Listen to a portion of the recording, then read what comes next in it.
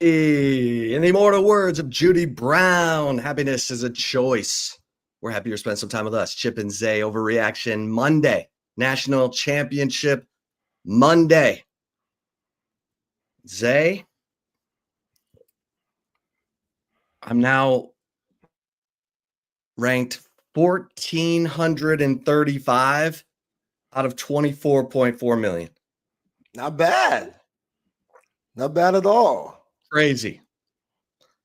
Had the whole Final Four, had Florida beating Auburn, had Houston beating Duke. Now, I didn't have them beating Duke the way it went down. Trailing by 6 with 33 seconds left. That's going to hurt. Yeah.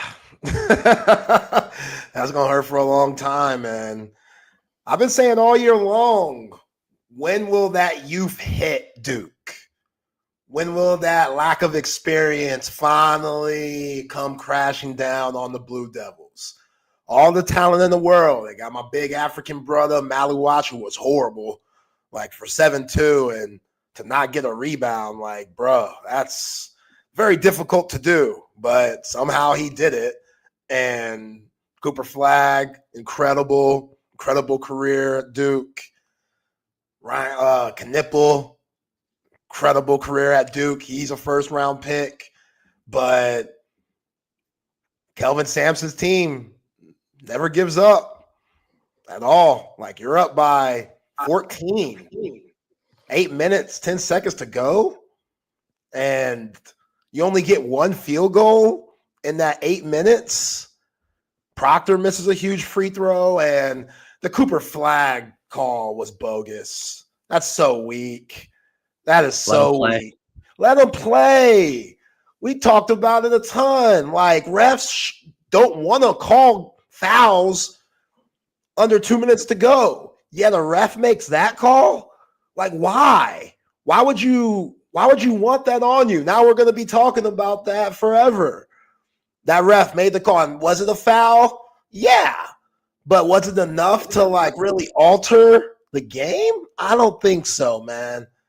Like, Proctor missed a free throw. Cooper Flagg and, Roberts, they're fighting down there. It's a battle. This is a trip to go to the national championship. Of course it's going to be a little physical. Like, it's kind of like in football. You could call holding on every play. But you don't, because you got to have some flow to the game. So, yes, Duke absolutely blew that. That was a horrible call. Roberts did what Proctor didn't, went to the free throw line, knocked down those 2 free throws, and now they got a chance to win a national championship tonight against them Florida Gators. Crazy. How about that? And that, not a great free throw shooter, and he's out there telling everybody to relax. Oh, yeah. He's hitting the relax sign. Like, I got this. Juwan Roberts, man. That's the experience, though. That dude's like 30. So, he's been there before. 63%, don't matter. Clutch time. Horrible depth perception shooting-wise at the Alamo Dome. Horrible. Everything just so spaced out and everything's so big and stuff. And sometimes you can feel like you're on an island when you have clutch free throws to knock down. And Proctor felt it. Roberts didn't. And LJ Cryer was terrific. Like, he was really good. And what CB is saying, like, he might go down as the only player ever to win multiple national championships with 2 different schools. He was on that Scott Drew team for Baylor a few years ago that won it all. He won. Yeah. And he was the 4th guard on all those terrific guards like Maceo Teague and your boy Davion Mitchell and Jared Butler, and all that experience has led him back to play for his home city school, U of H, and he was good. He was really good. But, yeah, Kelvin Sampson, he was pumped after the game, and that's kind of what I would fear if I'm a Houston fan. Like, that's a lot of emotion you showed Saturday night, which I get it. You come back down 14, you're down by 6 with 30-some seconds to go, and – Kelvin Sampson's cussing in the stands, everybody hugging their mama, Hakeem kissing folks and stuff. Like, they were pumped about it. So can you reel it back in and get focused for a national championship game tonight? Or was it just too emotional? Do you have anything left when it comes to emotional fatigue to play against the Gators? I think they do. I give Houston a big chance to win tonight. Yeah. I mean, the way that Kelvin Sampson, if you take on the persona of your coach, Kelvin Sampson is about as blue collar, underdog, chip on my shoulder, got stuff to prove at all times. I just think that Houston probably feels like they're bulletproof right now. So we'll see. Florida's unbelievable, and you've got to take Crawford away. I mean, anyone but Crawford.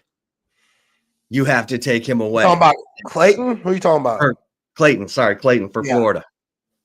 Clayton, you have to take him away. He can't be the reason you lose. So you're going to have to blitz him. You're going to have to get the ball out of his hands, make him totally uncomfortable, because that dude, he's been the honey badger in this NCAA tournament. I even think that's a difficult task. I mean, the 34 points that he racked up against Auburn, thing of beauty. And his shot is so quick, man. Like you say, take the ball out of his hands. You could be right next to him, and he'll do that little sidestep, fadeaway jumper. And the way that he shoots it, it's a beautiful shot, but it's very interesting. Like, he likes going to the right.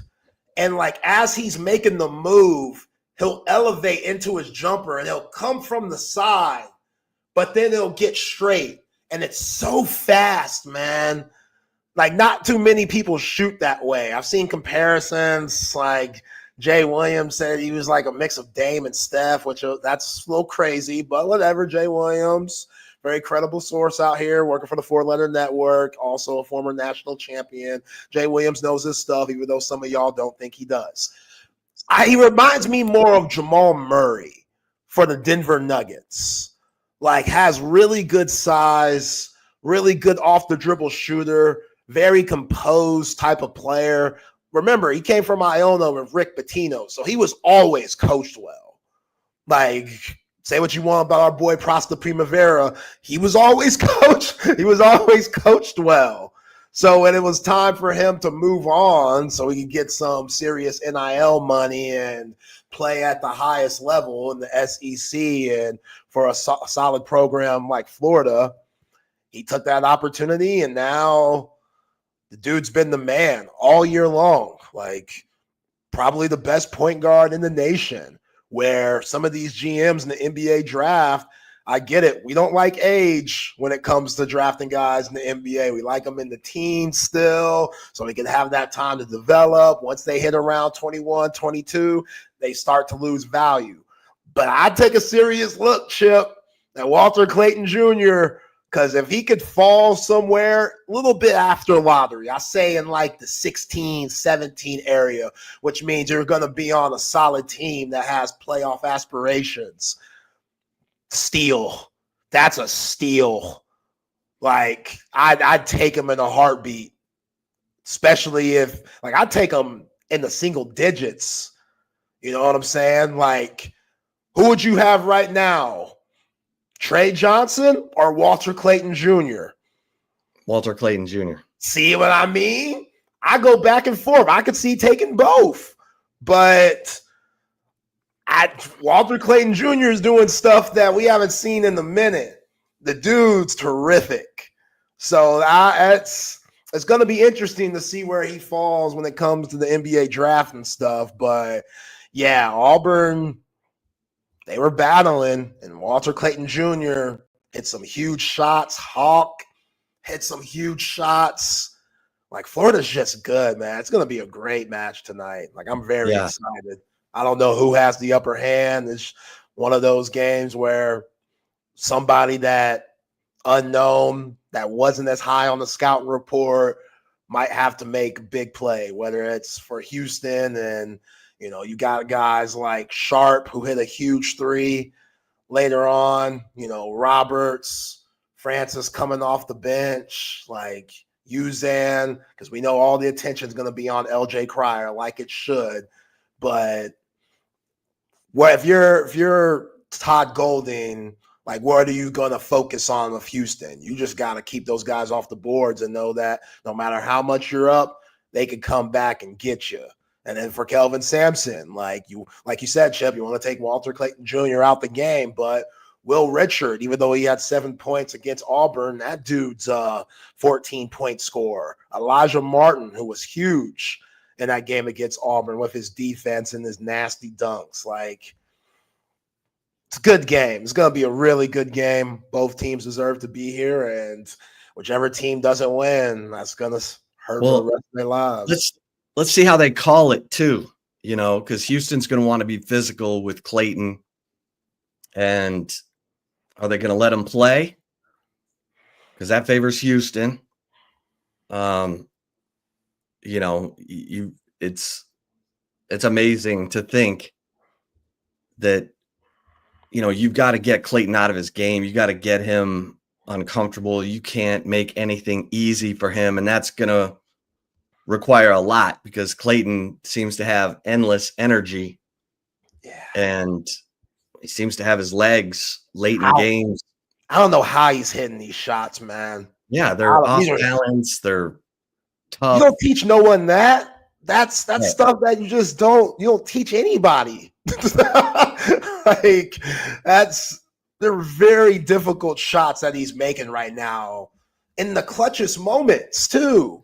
Yeah. Like, you go back to the game against Tech in Elite Eight, like the shots he was hitting there, it's like, damn, bro, you don't care?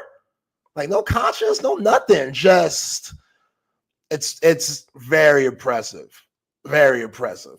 And, even though, like, you're right, like Houston, when it comes to physicality, they got the advantage there, but Chindaloo and Cogden and Hawk, all those guys are like 6'11" and 7 foot. So even when Houston tries to be physical and give them that body, they're so tall and long with their length and their arms that they can take a step back and still contest shots if they're bumped. You know what I'm saying? Like, that's what makes Florida super underrated. Like, their bigs are just so versatile. And again, like, who has it tonight and who doesn't? Like, that's why it's just one game. That's what makes March Madness so much fun. Like, you have an off night, you could get got. You have an off 8 minutes, like we saw with the Blue Devils, you could get got. You're up 14. John Shire, you got to win that game, bruh.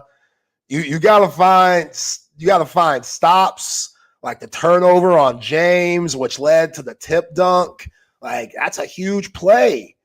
Like, you're allowed to run the baseline after a make. Like, just the youth really showed for Duke at the end of that game. And yeah, that was one of their more talented teams, but not having it that last 8 minutes, you can lose it just like that.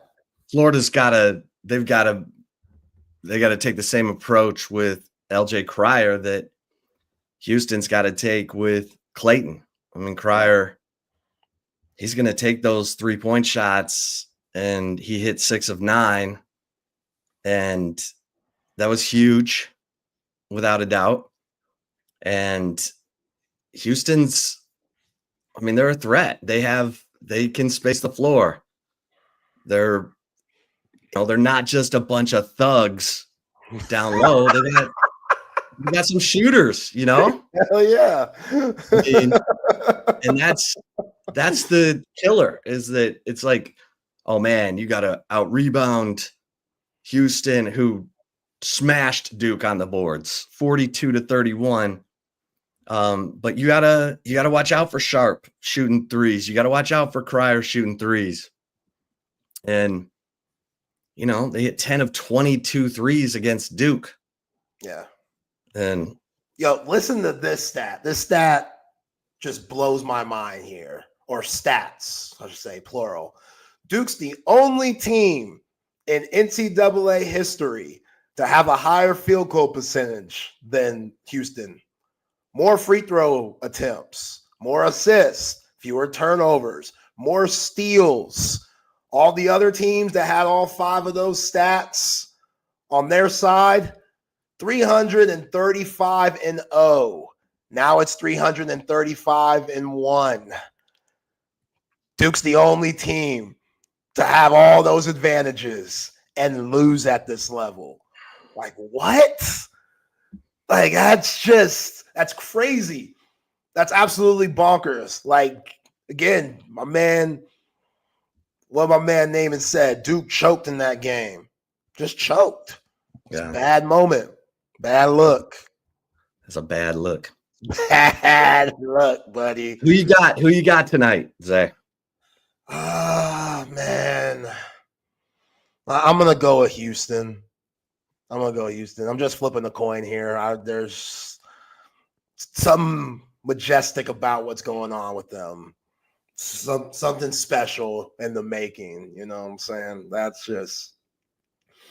And Kelvin Sampson, if somebody were to bring those guys back down to life, it'd be Kelvin Sampson. Even though he was riding the hot, and I've never seen Kelvin Sampson show that much emotion, like, ever. And we know he's been coaching for a long ass time. Like, he was so hyped, cussing and stuff in the crowd. Like, everybody was just so pumped up. And that's the only thing that scares me a little bit, was there's just too much emotion shown, you know, that just like, oh, where you're like able to exhale and then you realize, oh yeah, we got to play on Monday. A Florida team that had a little bit more time to rest with them being the first game and stuff. Like, game that Houston won, that makes you want to go down to the Riverwalk, explore San Antonio, you know, enjoy the dub. They can't even really enjoy it. So what was practice like for Houston yesterday? Again, Kelvin Sampson, he's one of those ones to bring those guys back to life. They work so hard. They play so hard. And again, I wouldn't be surprised if it was an overtime game at all. Like, it's just two teams that don't have many weaknesses. And you just got to really start picking out the matchups. You know, Houston doesn't have as much size, but they're tough. Florida has a lot of size, but a little slender with some of their bigs. How does that match? You know, guard-wise, you know, Richards and Martin and Clayton Jr. What does that look like against Uzan, Sharp, and Cryer? Like, it's a really good matchup. Like, this should be one of the better national championship games, and that's saying something. So Walter Clayton Jr. started at Iona with Rick Pitino. Mm-hmm. And the fact that, you know, this guy has just turned into the player of tournament is fantastic. I mean, it's a great story. He's from Florida, and that guy has been so much fun to watch. It's ridiculous. So yeah. Let's see how the Cougs defend him. I'm saying, like, they right now, his draft stock for mock drafts, second round, 41st pick. What? And you know why that is? Yeah, because he's 22 years old. Well, and he's 6'3". You know, he's not 6'6". He's not. How tall is Dame? 6'3". Okay. Yeah, and that's it. That's what's odd. Dame, which again, it worked out. He was the 6th pick in whatever draft he was on, but he was a senior. Like, he was able to drink by the time he entered the NBA. It's just his range was nuts. But again, he was at a mid-major, so it wasn't like Dame was playing against the cream of the crop. Like, he was playing against other mid-major guys. And he did have good games when he played against Power 4, Power 5 teams. But Weber State wasn't winning. Weber State never went to the tournament. So This could be one of them. What, Ginobili was like the 59th pick, second round. Like, sometimes there's just guys that prove you wrong. I remember Isaiah Thomas out of Washington, not Zeke, Isaiah Thomas, little 5'9". Yeah. He was like the last pick. He was the Brock Purdy, Mr. Irrelevant of the NBA. That dude had like 2 all-star seasons at 5'9", 5'10". Like, but you saw it in college. You saw his ability to change the game. Never forget that game winner he hit in the Pac-10 tournament against Arizona. Like, there's just certain guys that these NBA scouts, they ain't always right. Hey, all I know is this dude, Walter Clayton Jr., he's fearless.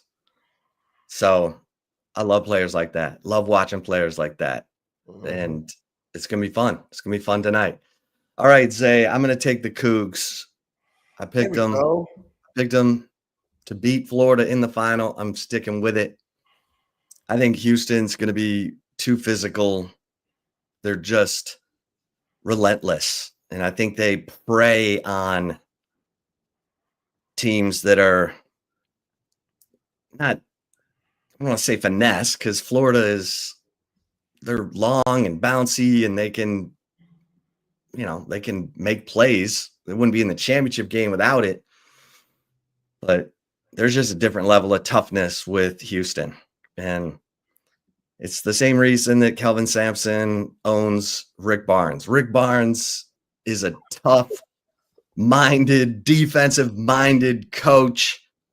And whenever Kelvin Sampson's teams play Rick Barnes' teams, there's just a decided edge in physicality and toughness. Mm-hmm. What did Vic Schaefer say? All through the end of the NCAA tournament, toughest team wins. And we'll get to that. We'll get to spring football too. A lot. Baseball, softball. We got a lot to talk about. A lot to talk about. But let's transition there, Zay, because Friday, the Texas women, had their opportunity against South Carolina. And it did not go well. South Carolina just too much, and then UConn beats the crap out of South Carolina. Oh man! I mean, beat them senseless. Yo, that was rough. I didn't see that coming. That was brutal. It was a 4-point game after one quarter. It was 8 point. Then the third quarter, UConn just said, "Yeah, we're done. Yeah, we're done with you." Yeah. And I can't stand Gino, man. I can't. He's a great coach. He's smugalicious. So smug. Like, he had a beef with Pat Summitt back in the day. God bless her soul. And it's like, yo, you're having beef with a woman, dude? Who do you think you are? Like, he's just. Because she had more rings than he did. Yeah. And now he's got more, so he can relax. Yeah, by a lot. Like 12 to her 8. Unbelievable teams that he has. I mean, again, go back to the history of UConn women, starting with like Rebecca Lobo, and then they got Taurasi and Sue Bird and Maya Moore, and then Brianna Stewart, and now Paige Beckers and Sarah Strong and AZ Fudd. But yeah, Texas women, again, their lack of outside shooting was going to be their Achilles heel. I've said it all year long. South Carolina is a horrible matchup for them. Maddie Booker, getting in the foul trouble, completely took her out of her game. Brutal. Like, that's the next step, Maddie. 2-time Cheryl Miller Player of the Year, which is given to the best women's player at the small forward position. Madison Booker is unbelievable. Big 12 Player of the Year, SEC Player of the Year. She is incredible. I think when she's eligible for the draft in 2027, she's going to be the number 1 overall pick. But up here, she has a lot to work on. She does, man. And you got to understand the situations of the game. Her second and third foul were atrocious. Terrible. They were so bad. Like Tessa Johnson's dribbling on the right side. You run right into her. Right into her. You already got one foul. You need to know, okay, I can't foul again. I got to start olaying some stuff. I got to do my work early so I don't put myself in bad defensive positions. I can't go for certain offensive rebounds where there's going to be contact because that might be a over-the-back call. I can't contest some shots or go for blocks like I once did because my team needs me. If I'm Vic Schaefer, I'm telling her that all off season. You got to be smart, which, again, it's hard for a Vic Schaefer type team because, hey, we're not contesting shots. You're not playing. Or Vic's going to give you an earful. That's just how he gets down. So Madison Booker, her mind's in the right place by playing hard all the time. But, again, you have to know when to pick your battles. Foul on Tessa Johnson, horrible. Then she goes for a steal. The ball's in the air. She goes for a steal. No, don't go for that steal. You don't need that. You have 2 fouls. You can't go for that steal. Bam, she runs into the South Carolina player. She gets 3. So she's thinking the whole second half, I can't be aggressive. I can't be aggressive defensively. She wasn't. Yeah. And like she can't drive as hard because now she's thinking about charge calls. So she can't attack the rim like she wants to because you got 3 and she knows then she has to stay in the game for her team. So Madison Booker, she wasn't there in this game. She was in the first quarter. Yeah. Gotten off to a better start. Booker hits her first 3 shots. They're setting double screens for her to get her looks from her spots. She's hitting them. You're like, oh, wow. Okay, here we go. Texas has got it. They got a great game plan. Booker's on fire. Everything's going their way. And then it was all those, sequences you just described that took them out of it. Booker goes to the bench. South Carolina goes to town. They make up the 8-point deficit. Texas was up 12-4 and was doing everything right, beating South Carolina to shots. Jack Mwenentanda was being aggressive and smart. And you're like, oh, wow. This is because the thing about Jack Mwenentanda, she is also a mid-range monster like Maddie Booker, but she's got to believe it. And she's got to play with that confidence because she's an incredibly efficient scorer. We talked about it going into last weekend that she had the best shooting percentage against South Carolina in the 3 previous meetings. She was 6 of 9. She takes good shots and she can get to the rim and she can get fouled and she can convert free throws. And when Booker went out, I was sitting there saying, okay, Jack, you got to take over. Like, you got to play like you did against Illinois. You've got to be aggressive. You've got to get to your spots. And it just wasn't there. That's the next step for Jack Mwenentanda because she's got to know that if Booker's out, I'm the mid-range monster now, and I gotta make those plays. And yeah, the bigs, South Carolina, they doubled the bigs in the first half, and it worked. And once Booker went out and they were doubling the bigs, who are you worried about? No one. Right, because Jack wasn't, being super aggressive. Roy Harmon hit some shots, but then she started missing. And I don't even know if Shea Holly took a shot. She was trying to go ahead.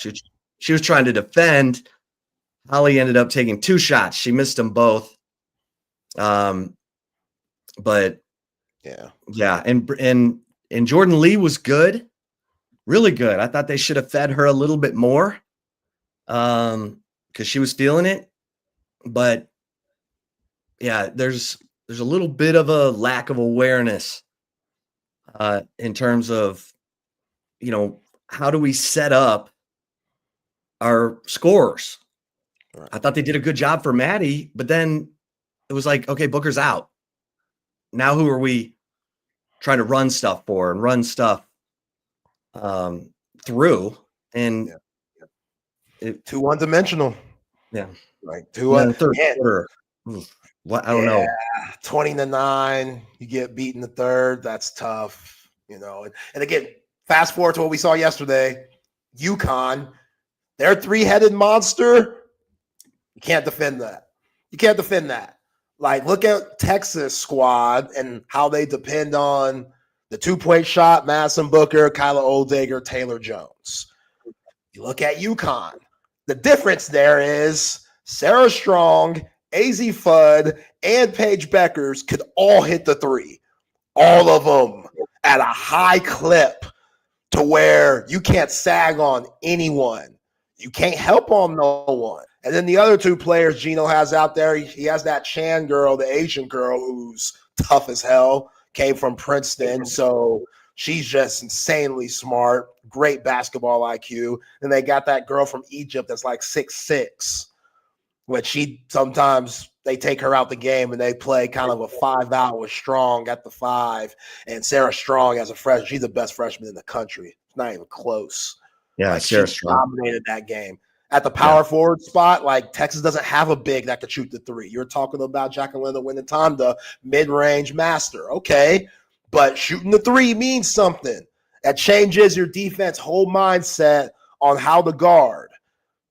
They had fits trying to figure out what Gino and them were running yesterday because you put Brianna Hall, the best defender on South Carolina, maybe the best on-ball defender in the nation, on Paige Beckers. All right. Ozzie Fudd's going to hit you with 20-something. Sarah Strong's going to hit you with 20-something. And those two, they're so versatile. Paige Becker's about to be the number one pick. Like Sarah Strong, and whenever she's eligible, she's going to be the number one pick. AZ Fudd might be the number one pick next year. Like the talent is just different. And I got to love Rory Harmon. She has to develop a three-point shot.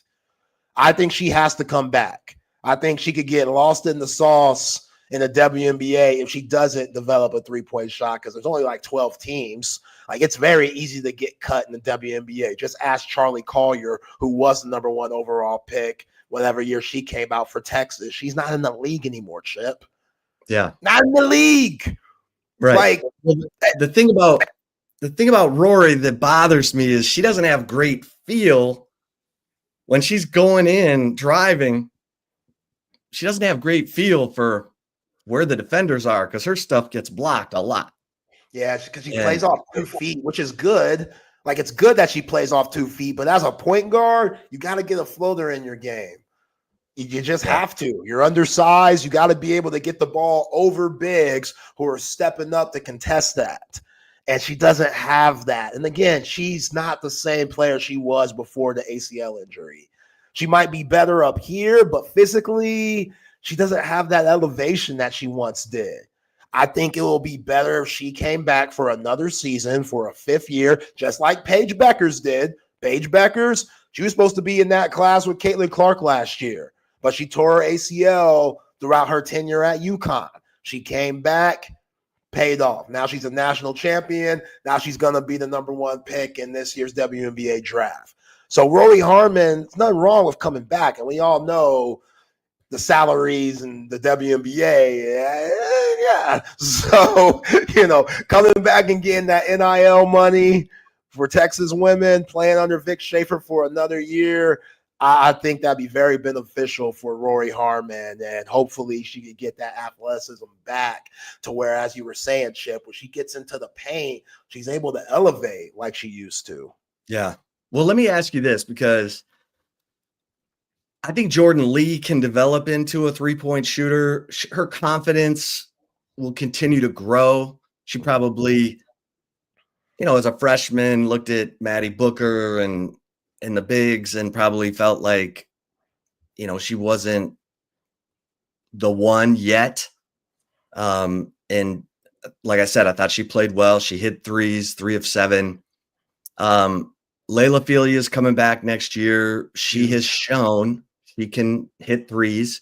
She's a 3-level scorer who loves to go to the rack, and she's 6'1", as a guard. You bring in Aaliyah Crump, who also is a 3-level scorer. And then, Brianna Preston's got to work on her 3-point shot as well, although she's such a good driver of the ball and she's taller and she's a good finisher. Like I was looking at what South Carolina, like UConn returns Sarah Strong and Ashlyn Shade, but they lose a lot. Flood's coming back too. Oh, she is? Yeah, she's got a 5th year. Yeah, she tore her ACL throughout her time there, so she's got a 5th year. Okay, so they're legit. South Carolina brings back Full Wiley, Joyce Edwards, Chloe Kitts, Tessa Johnson, Raven Johnson. South Carolina is already the favorite for next year. Damn, already? Yeah, and USC and UConn, not Texas. And Texas brings back Booker, probably Rory, Layla Felia, Kyla Oldacre, Jack One and Tonda, Brianna Preston, Jordan Lee, Justice Carlton. Carlton, big off season for Justice Carlton. She has the goods.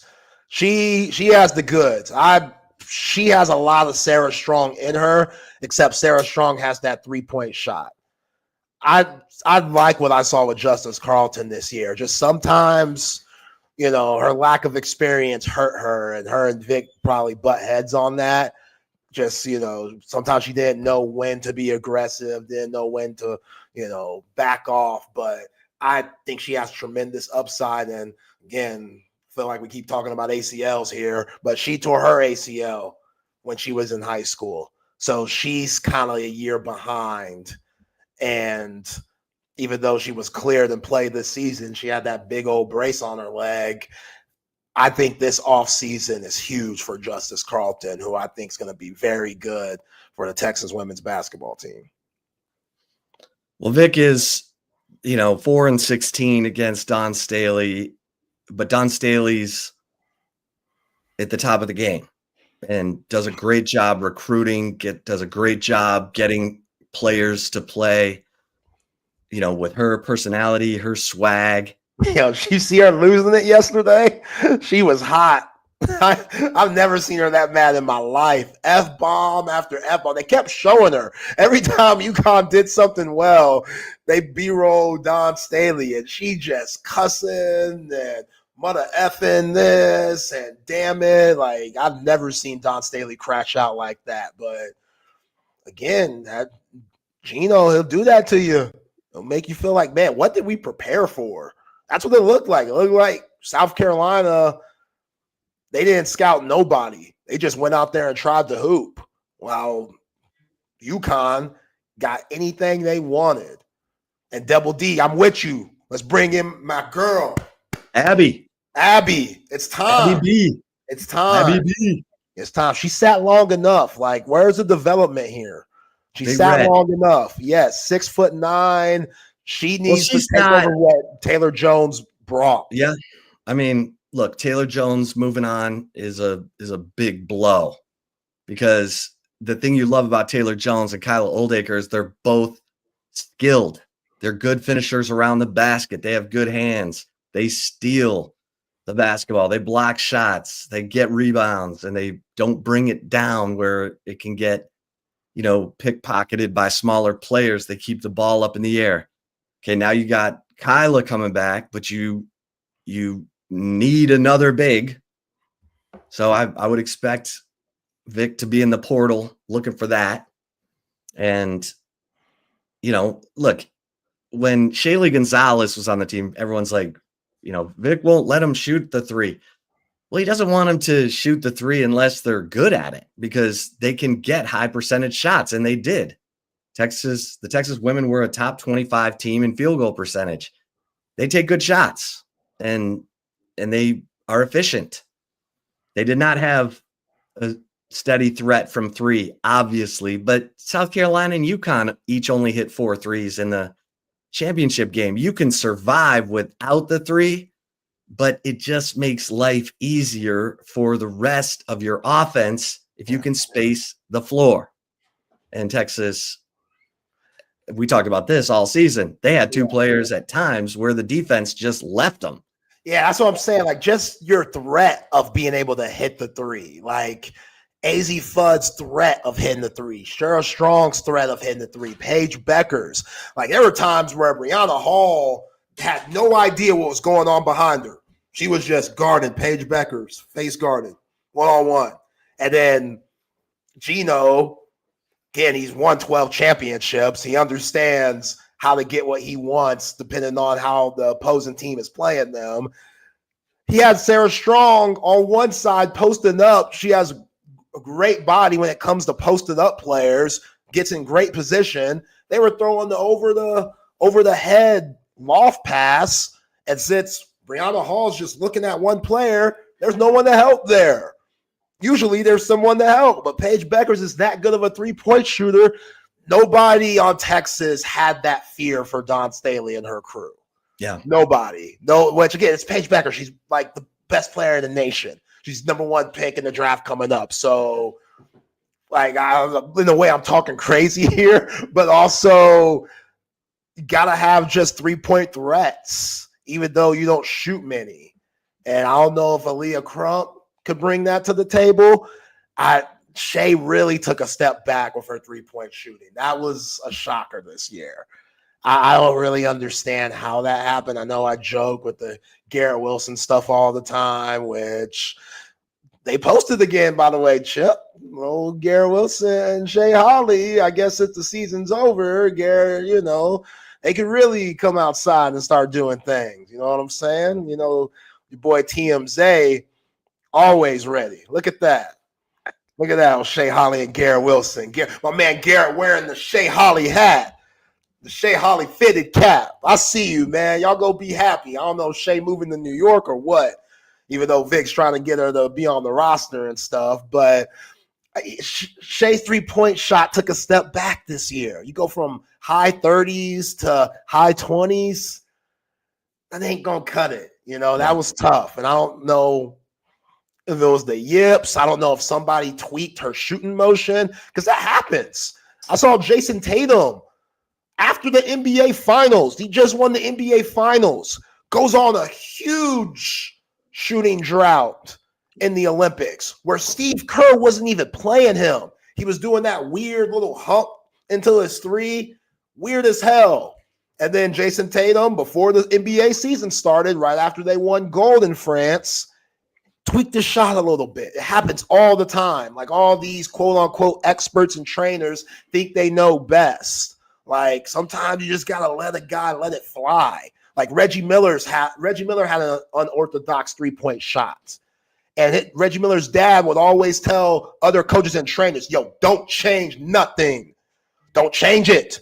Don't. Reggie's hand, his left hand would all be going this way and stuff, looking crazy. If it goes in, it goes in. Don't change it. I'm not saying that happened to Shea, but it did look a little different last year than it did this year. And the percentages, it said that. It looked like that photo of those two was at the Moody Center. That was at the Moody. That wasn't in Tampa. It wasn't in Tampa. I was at the Moody. I hope Garrett made the trip.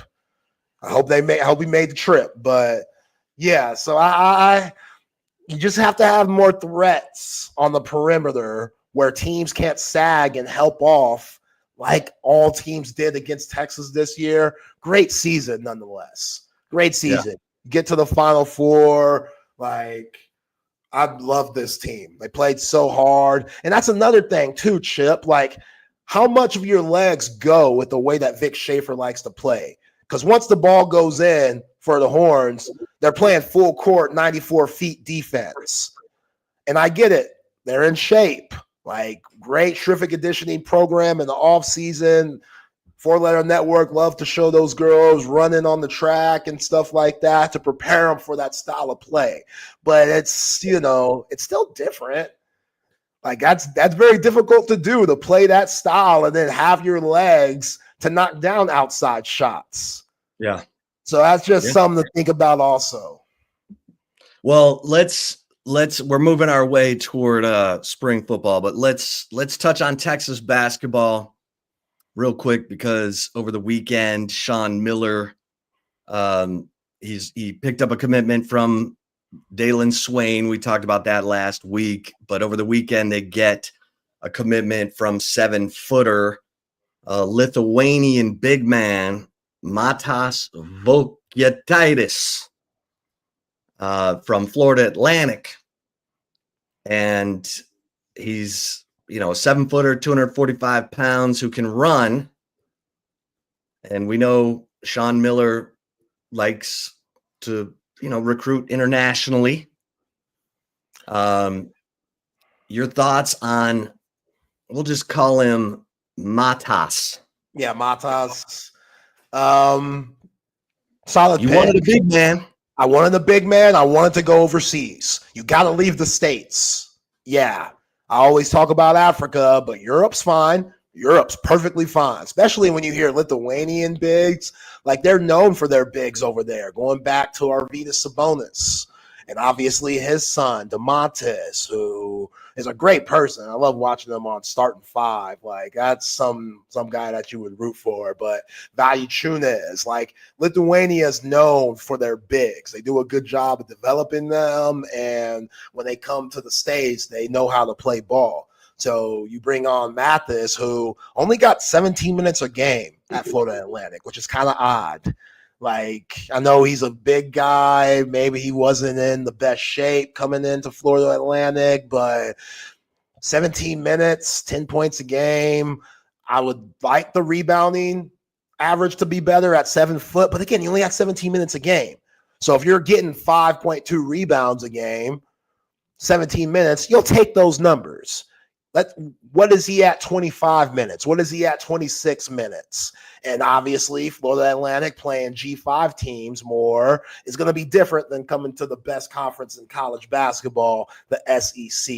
So how does that look? But great size, solid footwork, decent defender. I think, again, he's probably going to have to get a little bit more athletic. The strength conditioning programs really got to be on top of him. But, solid footwork, good jump hook. He could be a lob threat. He has underrated athleticism. There's a highlight going around of him running the floor really, really well and getting the missed ball off the rim and tip dunking that thing. So great upside. Like, Valky Titus, we'll get it. But he has upside, man. He does. And finally, yes, height. Like, Caden Shedrick, I thought Caden Shedrick had a very underrated year. There were times where you were like, okay, Caden, we got to be tougher. But there were games where he was solid, especially towards the end of the year. I think with Mathis, especially being so young, like, he only played his freshman year last year, so he has 3 more years of eligibility. But, yeah, I think this is a solid get for Sean Miller. And I like Cam Heide, too. Cam Heide out of Purdue, 6'7", 4 points a game, but dude's got some bounce. Like, Cam Heide will dunk your ass if you aren't paying attention. So he brings some athleticism to the program. And, Cam Heide has more of a Kendall Weaver, who's also coming back for the Horns, type of game. He's not going to hit outside shots. He's not going to take you off the dribble. He's more of a Kendall Weaver, Brock Cunningham type of guy. Hustle player, plug him in your system, but not someone that you would rely on to go get you 15 points a game. So, bringing back Tremont Mark, bringing back Kendall Weaver. I like bringing back Jordan Pope. I think his role needs to be tweaked a little bit, but Sean Miller can figure all that out. You got Dalen Swain, you got Mathis, you got Cam Heide. Sean Miller's doing a solid job in his first month here at University of Texas. Yeah. All right. Texas baseball. Hell yeah. Good heavens. Now the number 2 ranked team in all the land, only behind Arkansas. Of course.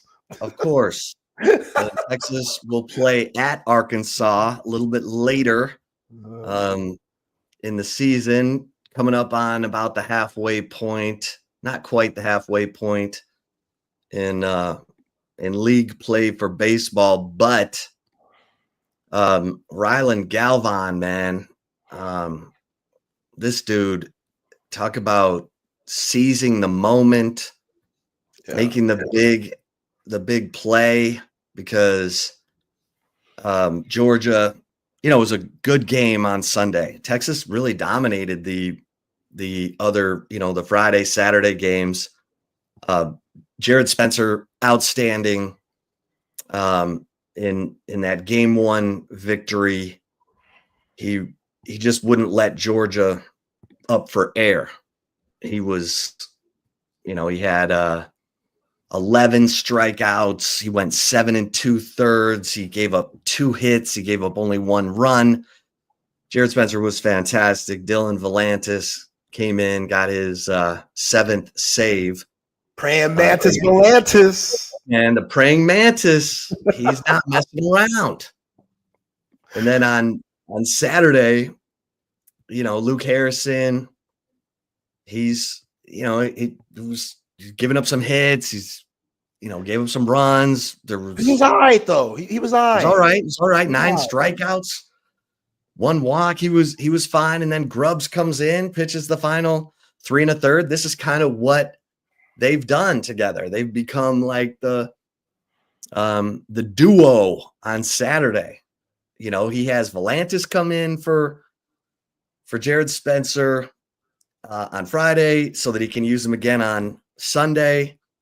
And that's what they did. And Grubbs came in, pitched 3 1/3 of scoreless relief, gave up 2 hits.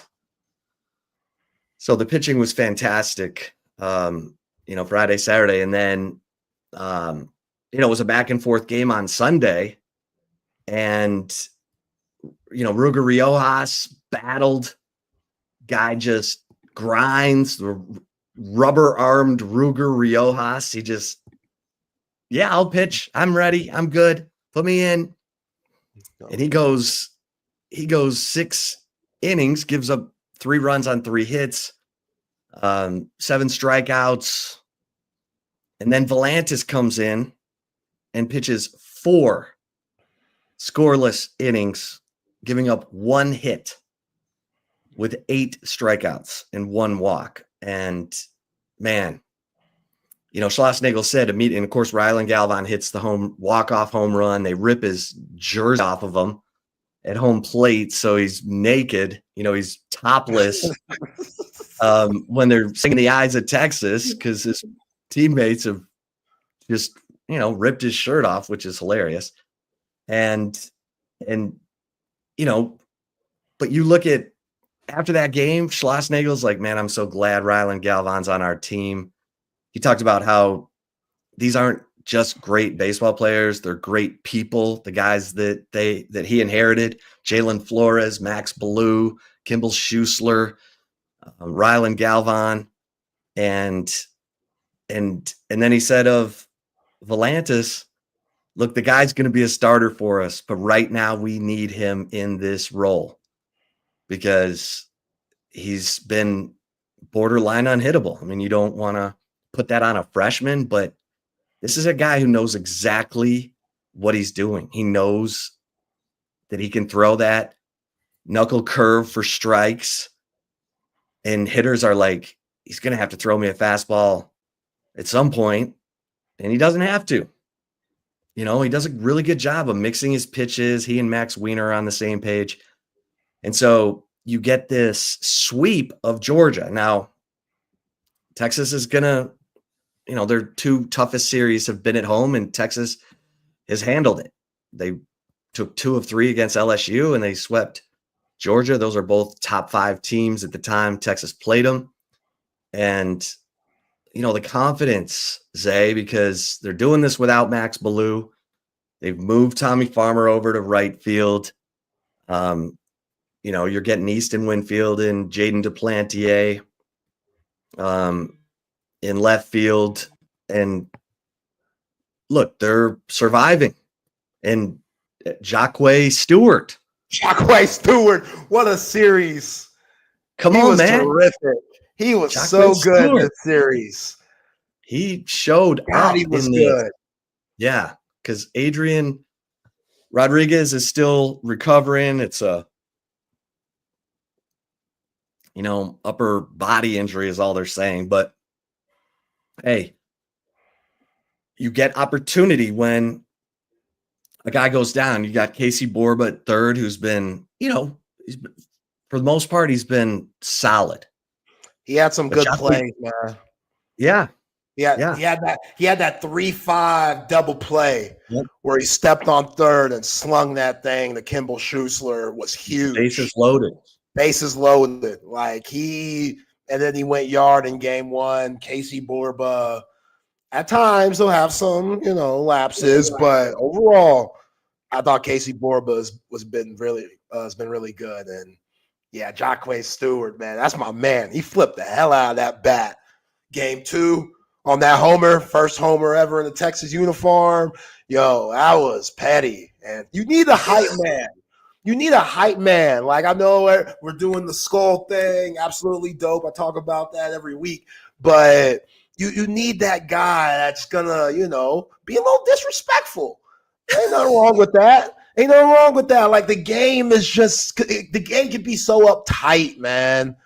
The game be so uptight, and I get it. Sometimes when you get disrespectful, then the pitcher gets salty, and you start pegging players. But Jacquez Stewart, you can tell he really loves this team and already loves this university, though he hasn't been here that long.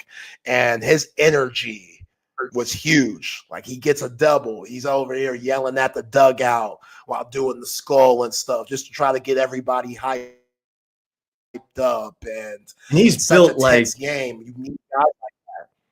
He's built like Kirby Puckett, man. Kirby Puckett. He is just a ball of muscle. Yeah, he's a big dude. He's got power. Dude. Yeah, he's got power. I like this game, man. I like his game. Going back to Rylan Galvan, because everybody's going to look at the walk-off homer.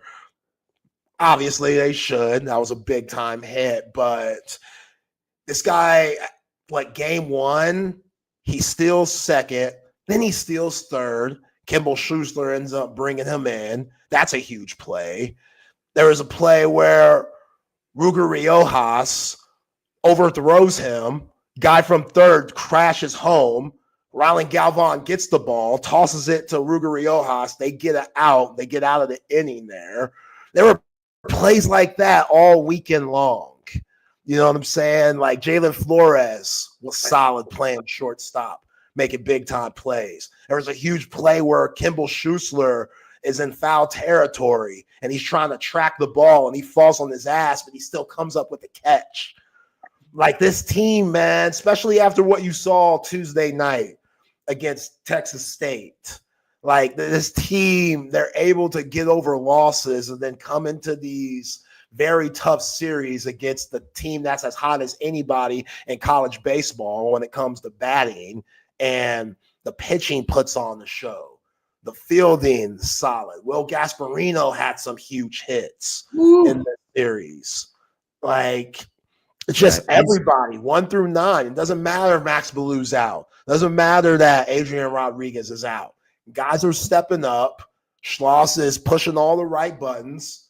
Tulowitzki, Max Wiener, just everybody is in sync right now. And that's why you're seeing such a good product on the field. And they're ranked number 2 for a reason. Texas fans, very hopeful, excited right now. Like, it's going down. You're feeling really good about this team, but still, one game at a time. I'm sure Jim Schlossnagle would say that. One game out of a time, one series at a time, and we'll make adjustments as things go on. But, yeah, I thought Jared Spencer was great. Like, yeah, Gaspirino for a second. He's got a 13-game hitting streak. And during that hitting streak, he's hit 7 home runs. Like, it is happening for him. I mean, he had 2 home runs in 2 separate games in the Missouri series. Like, he had 2 home runs in game 1 of that series. He had 2 home runs in game 2. He is seeing the baseball. And remember, we talked about how he would constantly change his batting stance, his hands, and Tulowitzki told him, pick one, because we're developing that. Pick. Tell me what your swing is, and we're going to develop that. We're not changing it. You're just going to see it better.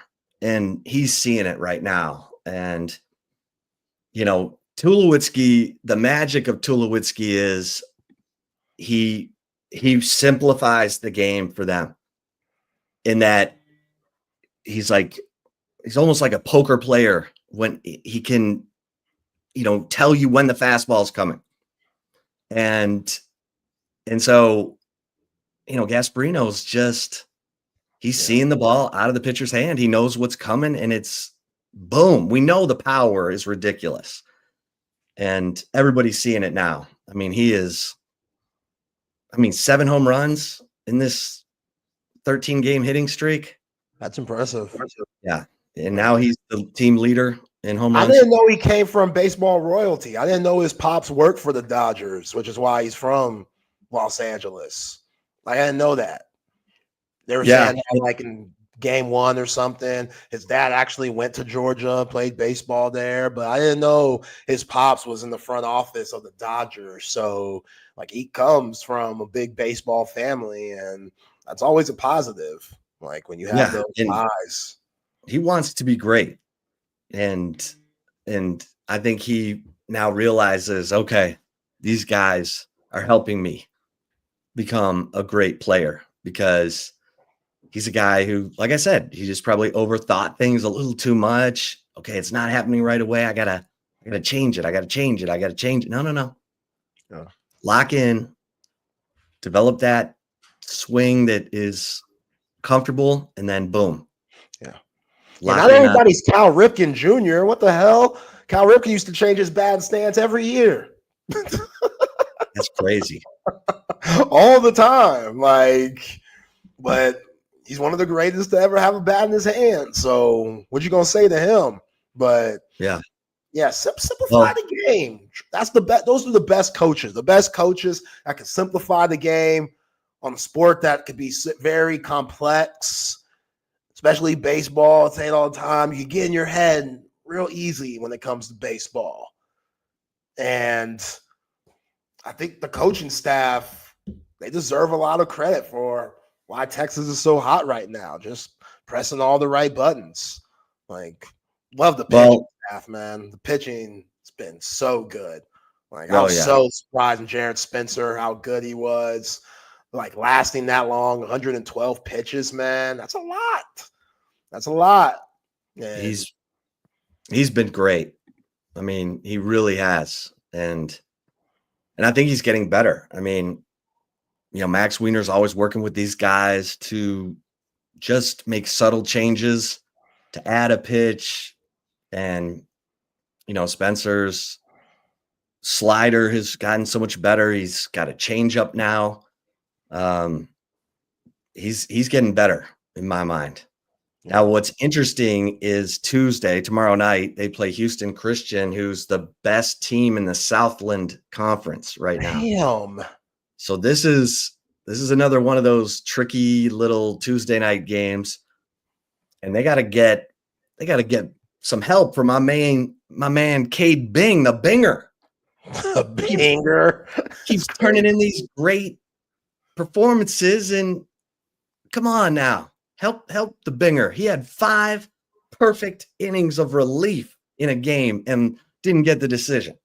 Hell, Texas lost the game. Yeah, that was UTSA. So Tuesday night's a little different, but they're handling their business in the SEC. That's what really matters. This weekend they go to Kentucky. Kentucky struggling, 5-7. But you can't relax. Can't relax. Doesn't mean anything. The schedule for Texas baseball, they're at Kentucky this weekend. Then they get Auburn at home. Auburn is 6-6, middle of the pack. And then they play another game against Texas State in the Tuesday nighter, April 22nd. And then the Aggies come to Austin the weekend of April 25th, 26th, 27th. And then they go to Aggies weren't playing around this weekend. No, they finally figured something out, maybe. Uh-oh. Look out. Let's not go crazy. But I mean, hey. They did start the year number 1. True. That's what I'm saying. They got some in them. Like, they got some in them. It's just, can Michael Early unleash that for Texas A&M baseball? Because we saw it in basketball, Arkansas. That's what they remind me of. Arkansas gets off to a slow start, like 0-5 in the SEC. John Calipari trying to figure things out. We know the roster's making a lot of money, and they got all this talent. And he gets those guys, to the Elite Eight? Like, they got a lot of talent in that bullpen for Texas A&M in that dugout. Well, CB asks, is Michael Early leaving Texas the reason Tulo came back? Yes. So Michael Early getting the head coaching job at A&M is the reason Tulo that opened up a spot on Schlossnagel's staff, and he kept Tulo. So I think Schlossnagel is like so happy, even when they have a game where they, should have won. They were up 6-2 on UTSA. They lost. Whatever. He's fine. I mean, he's not fine, but the Tuesday nights are where they're having to figure some stuff out. That's where they found Jason Flores. Okay, Jason Flores, he can handle some stuff. Same thing with Cade Bing. And he's trying to dig in and find who the next guy is. And maybe, probably is Bing. But they got to have guys who can come in after him. The Bryce Navars, the Mercer, the Thomas Burns, so that it's, at some point you would think one of your weekend starters is going to have a tough day. So far, they've all gone 5 innings at least. And we know he likes to, bring in Volantis for Jared Spencer, and he likes to bring in Grubbs for Luke Harrison. So far, that formula has worked to a T, but again, a lot of baseball left. Got to keep it going, keep it fun. And I'll say that for Schlossnagel. He's like, we're going to lead the league in fun. Max Wiener, we're going to lead the league in fun. And that's all part of their mental performance, philosophy, put in the work, and then come game time, it's time to go have fun, man. You put in all the work. You're good. Yeah, Rylan Galvan, his walk-off, bat flip, he really walked that off.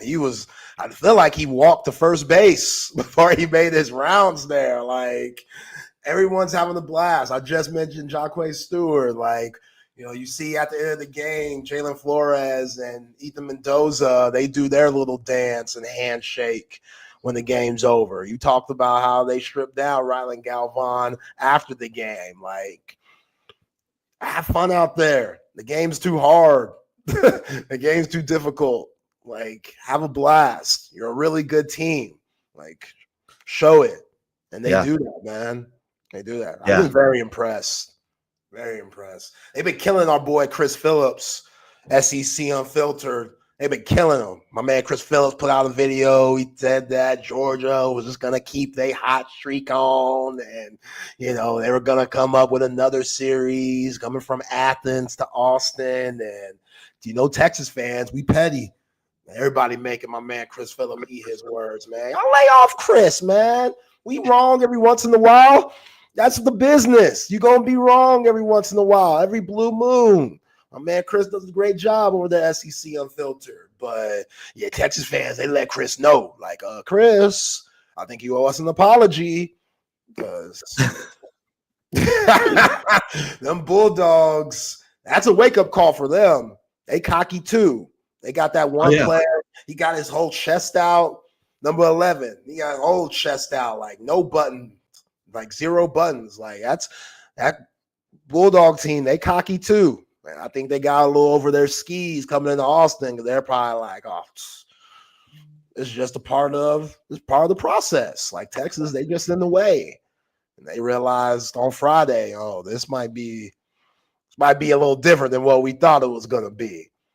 A sweep will wake you up. Like, yeah, they got to Georgia's pitching. Yeah. They got to him. And their Curly starter on Friday. Too. The second day guy, Curly. Yeah, second day guy was good. The first day they got to Goldstein. He only went 3 1/3 and had given up 3 runs. Mentally.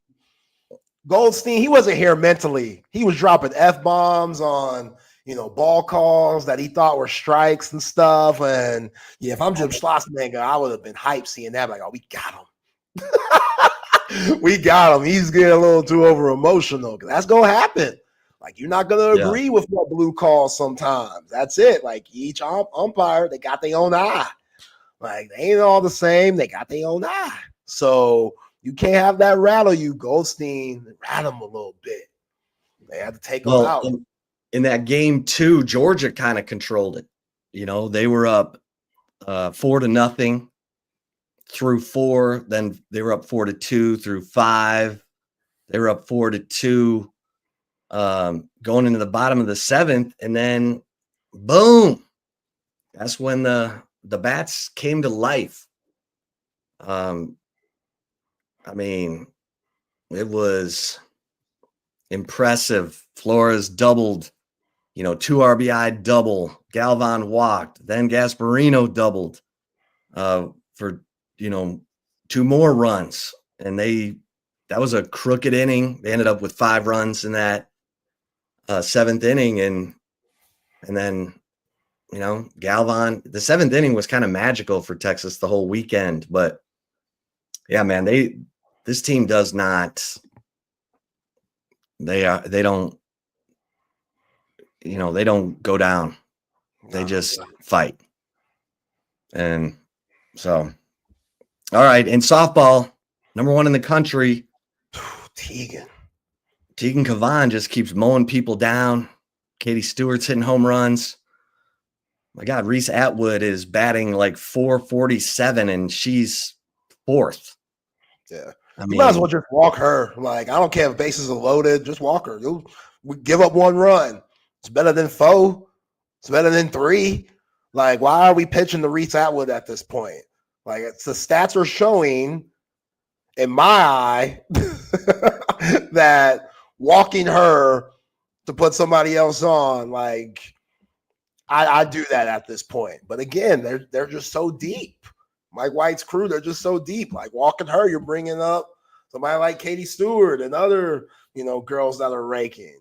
Like, and Tegan Cavan ain't giving up no outs or ain't giving up no runs, excuse me. Like, yeah. Ashton Maloney leading off, batting .476.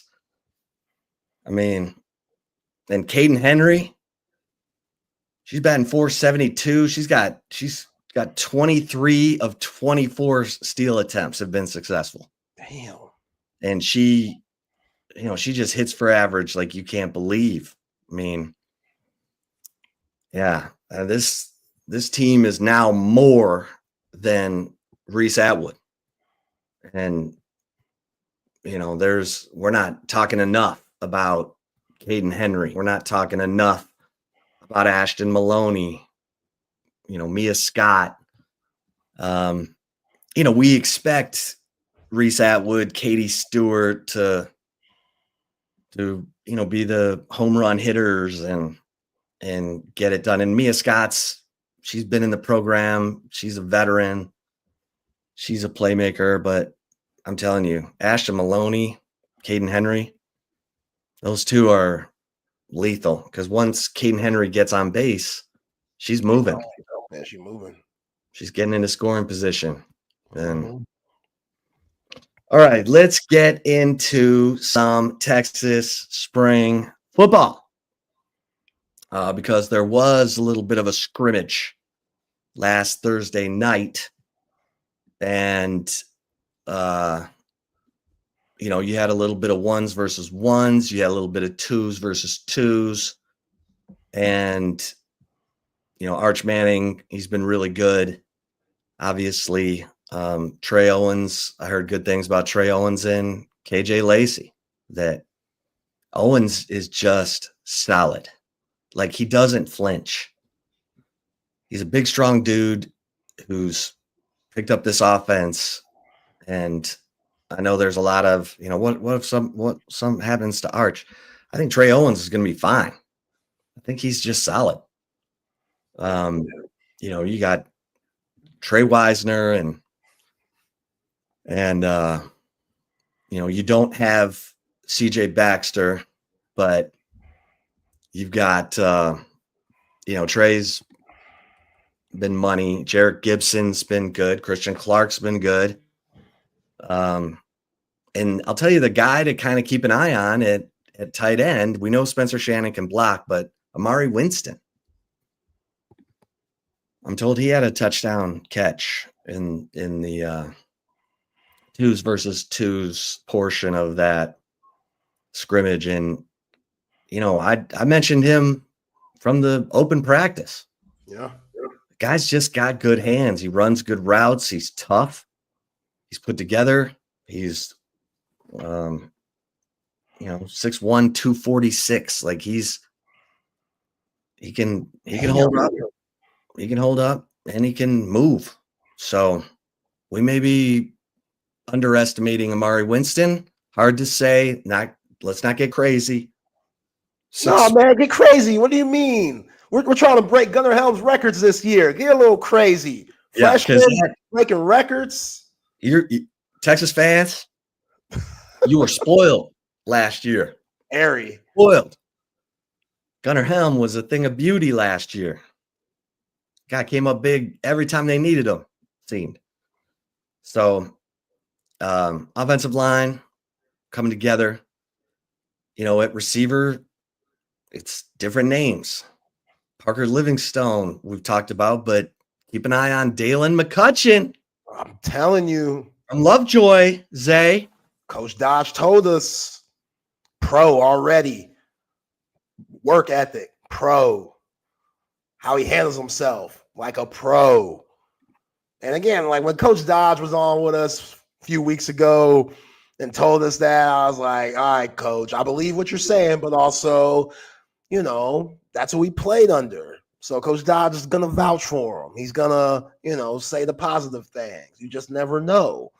And now hearing all these rumblings about Dalen McCutcheon and how productive he is and that he's running with the ones. And again, this guy, when it came to all the rankings and stuff, he was after Jamie French. He was after Khalid Lockett. Oh, yeah. That don't mean nothing. Nope. Like, that's a lot of that's upside. A lot of that is, what we think those guys could be.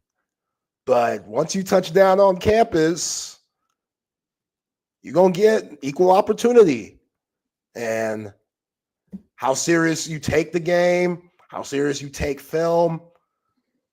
We don't know what the offense was like for all these guys. So when you come in, is it easier to get acclimated as a player? Because some of the stuff that you ran in high school, some of the same vocabulary, terminology there, does that translate to what Steve Sarkisian and Chris Jackson, all these coaches throw at you? Because it comes at you fast. And if not, how are you studying when it comes to figuring out the playbook and what these coaches are asking of you?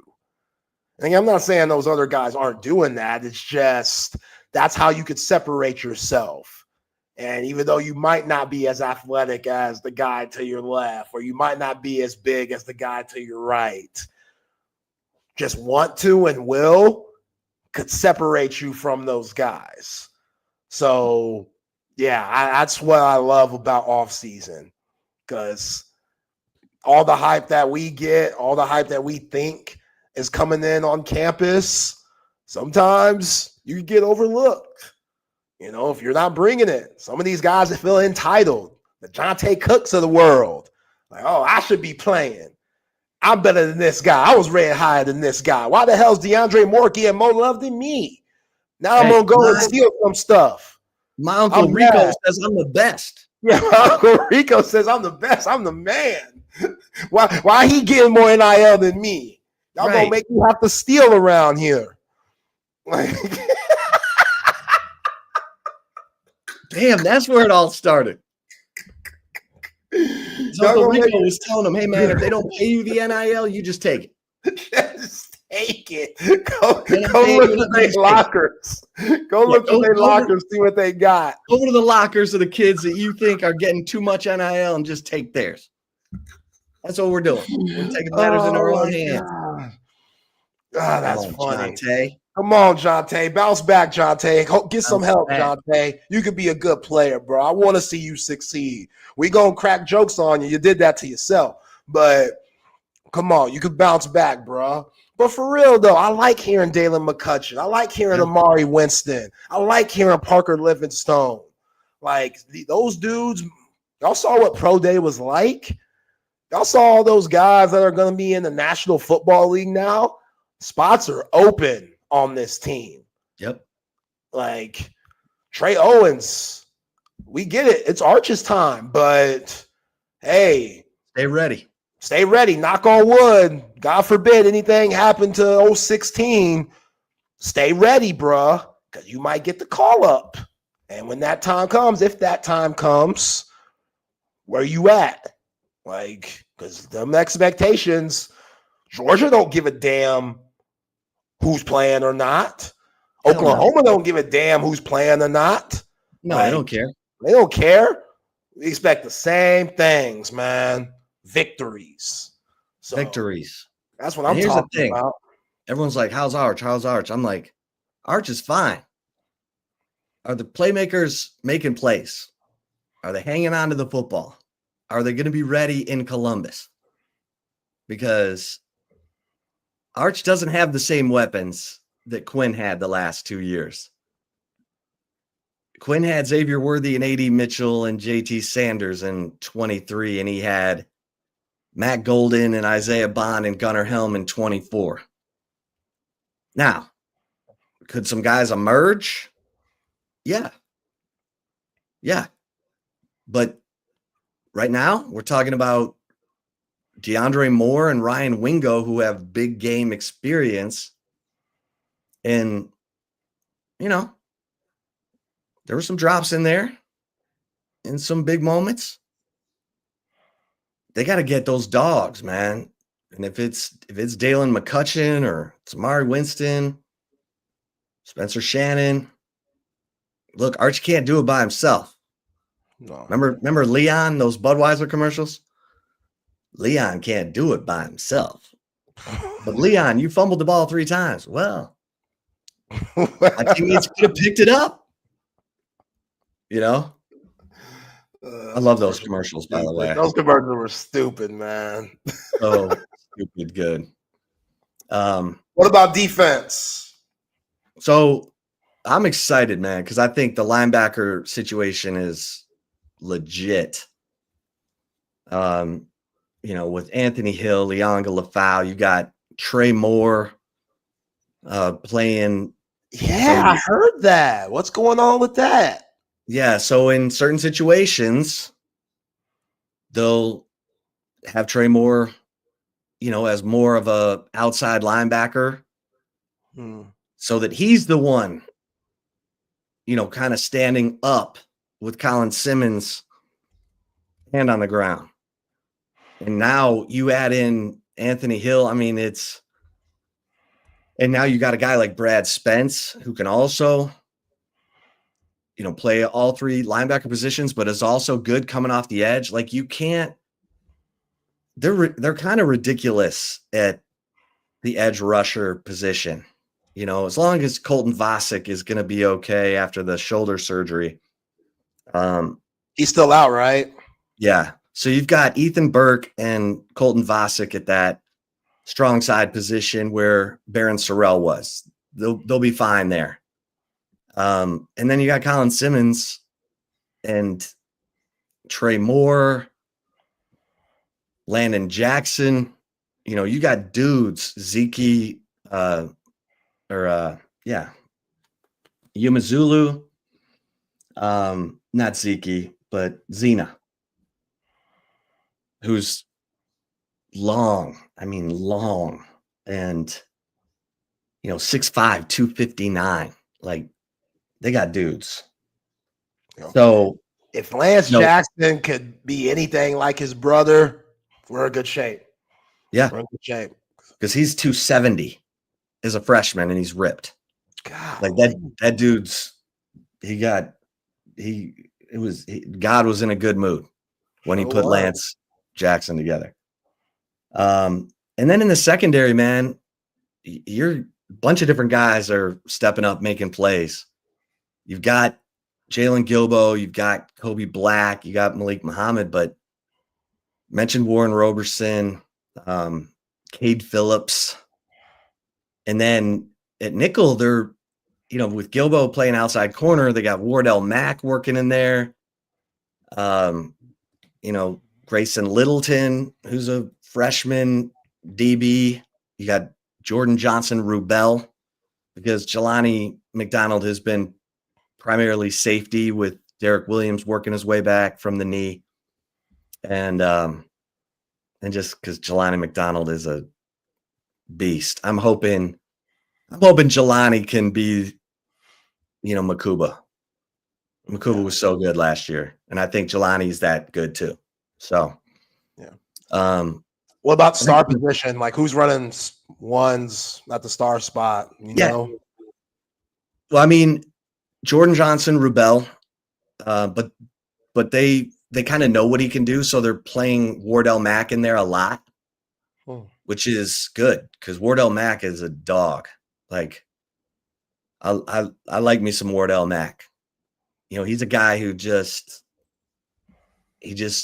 is hungry to make plays all the time, and I think he gets it. So Santana Wilson has made plays. He had like 3 interceptions from probably practice 3 to practice 5. So he's got people's attention. Like, I'm telling you, that battle at corner is gonna rage on into fall camp, and it's a good thing that you've got depth. The portal window is going to tell us a lot, Zay, because it opens in another week or so, and the guys who feel like they're not getting a fair shake, might be listening to Uncle Rico and saying, hey, you can get more this, that, over here, whatever. But this is where Sarkisian's been so good. He keeps the guys he wants to keep. He's been able to do that. So let's see, because corner is crowded. There's, Warren Roberson's been waiting his turn. Santana Wilson redshirted last year. And you always look to see, okay, where's he from? Is he far from home? A guy like Santana Wilson who grew up in Phoenix, is he looking around or is he happy? I mean, I'm not saying anything. I don't know. I mean, they're all fighting it out right now. But, biggest concern, tight end. Yeah. You needed Jordan Washington to come out of spring with a ton of confidence and, the shoulder injury. He really gonna be eating now. He ain't doing nothing. He ain't working out. Can't lift. Maybe he could run. I don't know, but 268. Now you hurt. We don't need him adding any extra LBs, man. Like, we need to lose that weight. You gotta put CB, down the greatest volunteer producer in the history of radio. What did Shawn King say about Sark and Quinn? CB, I missed that. I missed that too. Yeah, so I think this defense is going to be pretty good. Now, I think they're still figuring it out. at defensive tackle and how those rotations are going to go. But Travis Shaw, Cole Brevard, they need to be fantastic. Hero Canoe, because all the experience just left, all of it. And it was 5th-year seniors and 6th-year seniors and my man, oh God, the transfer from Louisville last year. Number 99. TSV. Yeah. No. Right? No. No, TSV came from Arizona. Yeah, no. Jermaine Lole? Yeah, Jermaine Lole. Yeah. Lole was a 6-year guy. Bill Norton was a 5-year guy. Alfred Collins, 5th-year guy. Vernon Broughton, 5th-year guy.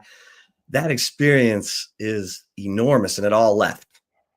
So now your experience is, and all your backups left. Jeray Bledsoe, Aaron Bryant, Zach Swanson, we know that story.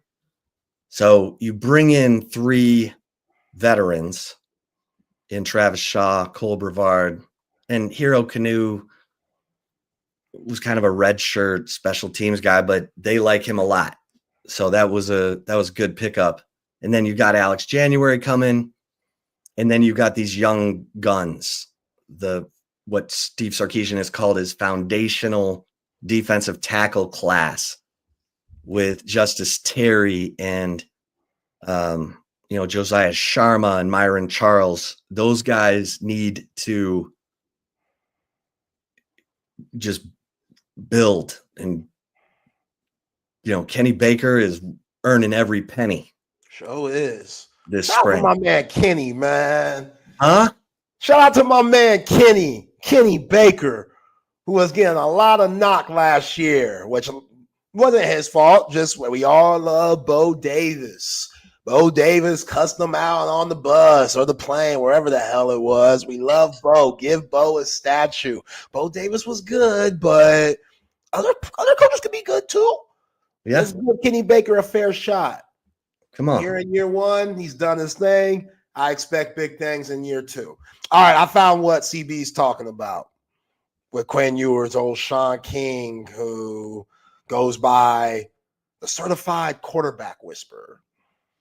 He was on the Ross Tucker podcast, and he had this to say about Quinn Ewers and Steve Sarkisian.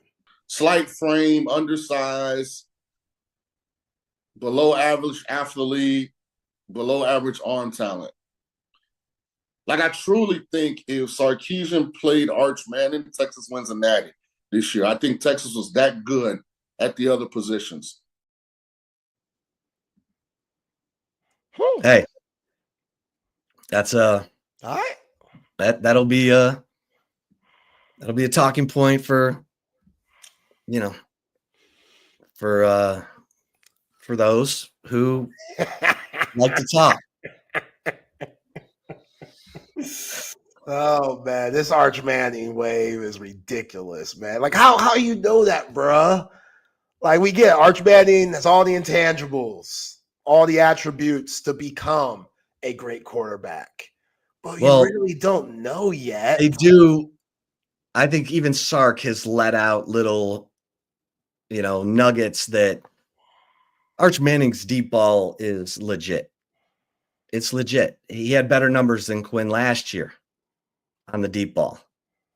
Better completion numbers. And a lot of it was in the UTSA game, for God's sake, when he came in the second quarter. And then he threw 75 yards to Ryan Wingo, 51 yards to Isaiah Bond. I mean, it was like, whoa. Yeah. Holy bombs away, Batman. Yeah. Arch was just. What bowl game did Mississippi State play in?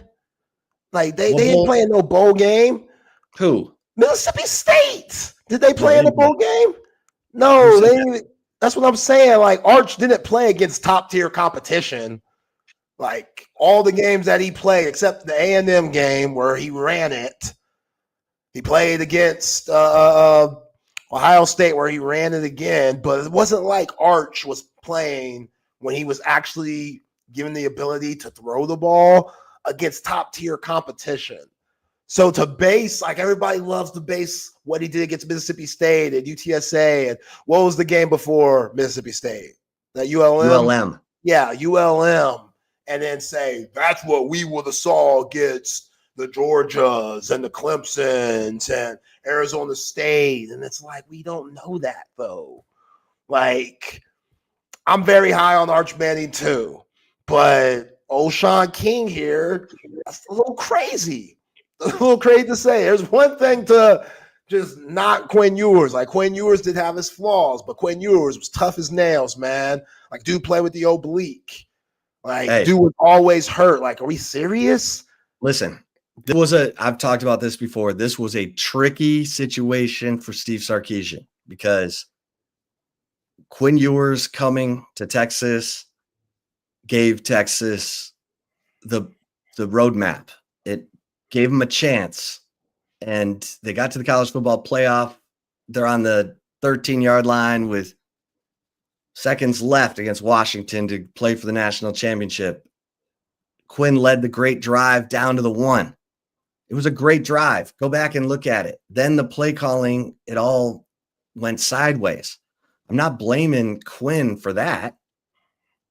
You got to have an identity down there, and that's hopefully what all these coaches that Sarkisian has brought in are helping him to develop. And Arch's legs, his athleticism should play a role in Texas making sure that they never have a situation like that again, where it's 1st and goal from the 1. And the next thing you know, it's, 3rd and goal from the 8.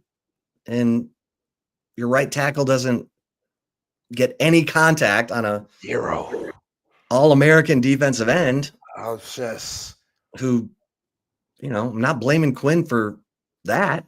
Yeah. I got rocked. This version of Cam Williams knocking Jack Sawyer on his ass. 317 Cam Williams. He can move now, Chip. You can deal with them quicker edge rusher guys that Cam Williams struggled with. And plus, the dude had a bum foot. Like, that was tough guard for anybody. But when you're not 100%, yeah, Jack Sawyer is going to look the way that he did for that final play. But yeah, come on, Shawn King. Like, undraftable, that's wild. That's hating right there. Trust me, you're talking to a known hater right here. We all got a little hate in us. That's going above and beyond on some hating stuff right there. Like, undraftable? First day, okay, I get it. Not being picked up first day, understand that. But after that, Quinn Ewers, he'll be drafted. Like, let's relax, Shawn. Sark must have really hurt Shawn back in the day. Something happened. Something happened with Shawn in the University of Texas, Steve Sarkisian, somebody on that coaching staff. Maybe he's A.J. Millie or Pete Kwiatkowski. I don't know. There's something that has happened with stuff involving Shawn King in Texas. Well, Shawn's a big, strong runner. I mean, he could do both. He could throw it. He could run it. He was a big, strong quarterback coming out of Tulane and playing for the Bucks. And yours is, he's sinewy. I'm not going to say he was fragile, but, he's not the biggest framed guy. And that stuff matters, man. Yeah. If I had bigger bones, if I got my dad's bones instead of my mom's bones, I probably would have had a better serve, and I could have taken my tennis to the next level. Sometimes it just doesn't work out that way. Mm-hmm. But Quinn Ewers can spin it, and if he goes to the right team, gets a chance to develop, I think he's going to be, I think he's going to be a long-time NFL. He could be a backup. That's fine. That's fine. Chase Daniel, Colt McCoy. Legends. Made a pile of money being ready whenever they were called. Oh, I saw Case Keenum get the bag dropped on him again. Case Keenum, I think, making like $3 million to go somewhere and be the backup. At Let's this go. point of his career, Case Keenum, at this point, he's still collecting checks. That's a amazing. good gig. That's a good gig. That's a good And- gig. Case Keenum. I think Mike Zimmer liked Case Keenum better than he liked Kirk Cousins, because Case Keenum delivered that pass to Stephon Diggs, the miracle in Minneapolis. That's right. Took him to the NFC Championship game against my man Nick Foles. So I'm just saying. All right, let's get a couple of mentions in here. We'll get to the commentary, if you will. Hey, it's Monday night, championship night. You need a spot to watch Houston and Florida tonight. Get to cover 3. This is what cover 3 is made for. All night happy hour tonight. So you're getting unbelievable deals on the appetizers. You got the $7 social hour menu, and you got the great vibe, the great food, and the great big screens at Cover 3 Anderson, Cover 3 Round Rock, and Cover 2 at 183 in Lake Creek. You haven't had the Sean Adams prime rib sandwich? Tonight's a perfect night to go get you a Sean Adams prime rib sandwich, Parmesan fries, and settle in. Watch the game. Great vibe. That's what I'm talking about. Hey, for my snorers out there, I need you to go to sleepcyclecenter.com and tell them Texas Sports Unfiltered sent you, because they're going to take $100 off your sleep study. And Sleep Cycle Center has the best technology. They're going to find out what's going on with you, because if you're snoring, it's not just annoying to the person next to you. It's a sign of a potential serious health risk. It means you're probably not getting enough oxygen while you're sleeping. So you're waking up tired and you're like, what is going on? Just get into the Sleep Cycle Center. Go to sleepcyclecenter.com. Set up an appointment. Tell them Texas Sports Unfiltered sent you. They're going to take $100 off your sleep study. Then you're going to get answers and you're going to feel so much better. And hey, if you're looking for a little remodel, little tweak, maybe in the kitchen, the bathroom, first of all, don't do it yourself. Let the pros do it. Mike McCall Custom Homes. Emphasis on custom. Look, McCall Custom Homes, they've been doing it. Family owned and operated, 40 years in Austin, great reputation. They're going to take care of every detail. They're going to come in, mix their vision with your vision, and you're going to be blown away. And you deserve that. You want your house to be just the way you want it. And that's what Mike McCall Custom Homes are all about. Go to McCallCustomHomesATX.com. And how about my man, Tom McKay? I mean, I can taste this 65-inch Samsung 4K. I'm in first place. My bracket is ranked 1,435 out of 24.4 million. And I can't win this Samsung 4K 65-inch television. But you know what? This is why we love Tom McKay. Because Tom McKay, first of all, he makes everything fun. Great guy. But if it comes to audio or visual, anything, he's going to bring you the best price on big screens. He's going to bring you surround sound. You want a full-blown media room? He's got that. You can do new lighting, electronic shades, surveillance. All you got to do is call 255-8678. Write that down. Because when you're ready, he's going to bring it all to you.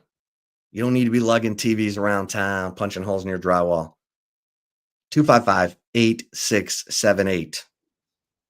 And hey, maybe you're not into the basketball championship game tonight, even though that's kind of ridiculous. Like everyone should be. But you know what? Date night, Salt Traders Coastal Cooking. Come on, best seafood in Austin. They also have all night happy hour tonight. 3:30 to close. So if you're going north on Mopac, just pull off on Rolling Wood, right there on your right, and settle in. I think you can watch the game there, sit at the bar. You know what I'm saying? They got TVs. Salt Trader Coastal Cooking. I mean, these are the best seafood plates of Jack Gilmore, who is a restaurant legend. Also gives you Jack Allen's Kitchen. He's been a part of some of the most successful restaurants in Austin throughout his career. Salt Traders Coastal Cooking, right there at Zilker, Rolling Wood and Mopac, up north in Round Rock at Old Settlers. All right, Zay, for the chip shot today.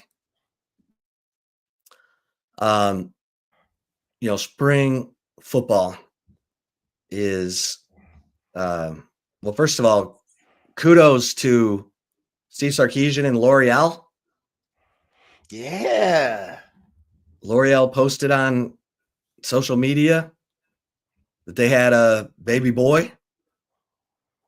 So, see, kudos.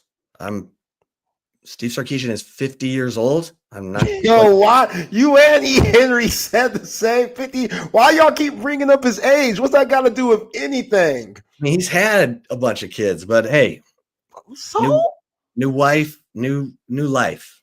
What? That's great. It's great. Hey, we love love. We love love. 10.8 million. I think he could afford a nanny. Oh yeah. So he'll be fine. He ain't got to change no diapers or nothing. He might change a couple, maybe two. Yeah. You know? So they moved up the scrimmage on Thursday night last week. It was supposed to be Friday.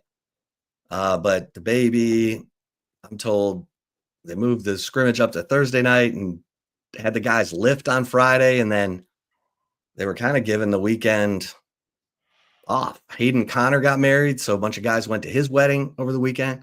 I saw that. Kudos to Hayden Connor. Good dude. So spring football. I think there's reason for excitement and there's reason for concern because you've got a bunch of guys who are hungry to show what they can do. And we got to see it. We got to see it under the lights because there is no warm up.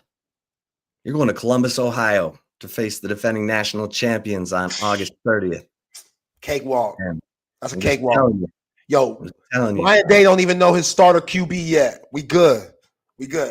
Yeah, Caleb Downs is still in that secondary. Oh, man, he just one player. All right. He's taking all the money from all them boosters. Hey, it's a great opportunity. No one expects you to win. You're going to their place. They're the defending national. It's just like last year, going to Michigan against the defending national champions. No one's expecting you to win. And opportunity, big time opportunity. But I'll say this, Arch Manning has more on his shoulders than Quinn Ewers because Quinn Ewers had Xavier Worthy, A.D. Mitchell, JT Sanders, Jonathan Brooks. Last year, Matt Golden, Isaiah Bond, Gunnar Helm, and Quintravian Wisner, great story, but CJ Baxter, obviously lost for the season. And now you're going to get CJ Baxter back. You've got Quintravian Wisner and Jared Gibson. You've got some experience in that running back room. Need to hang on to the football. We know Jaden Blue's got 8 1/4 inch hands. Need to make sure, we're recruiting big hands. I'm just saying. So when Steve Sarkisian and Chad Scott walk into the homes of these kids, they're like, hey, let me see your hands, kid. Okay. Let me put your hands up against your mama. If they close, I don't know if you come down. Right. You can't have them little boy hands. We need some man hands. Boy hands. But here's the thing I love about Arch Manning. Arch Manning is a winner, and he's all about his teammates. He knows how to pick them up. He knows how to reach them, and dude's got talent. So it's a work in progress. And if the defensive tackle position is where it needs to be, this defense could be as good as it was last year. and it could be the strength of the team. It could carry the team until the offense settles in, till roles are defined, till guys show what they can do under the lights. Can Parker Livingstone get separation? Can Michael Terry III run polished enough routes to get separation? Can Dalen McCutcheon, make plays? Where's DeAndre Moore and Ryan Wingo? All that stuff. That stuff took a while to get figured out last year. Let's be honest. Yep. And then the injury to Quinn sort of threw things into, flux for a minute. But here's the thing I like about Arch. When he played against ULM, when he played against UTSA, everything went right. He couldn't miss, and they destroyed UTSA, which doesn't happen all that often, where Jeff Traylor's teams just get lit the F up, and Arch lit them up. And then against ULM, he kind of got a little, greedy. He admitted it. Probably should have checked it down a few more times instead of going for the, deeper balls or balls in traffic. And he got picked off twice. Then he comes back against Mississippi State, clean. What, 26 of 31? Arch Manning's going to be good. So, but he's got a lot on his plate. And he doesn't have a guy like Matt Golden, who's already, got 14 college touchdown catches under his belt. Or Isaiah Bond, who was the leading receiver at Alabama, a playoff team the year before.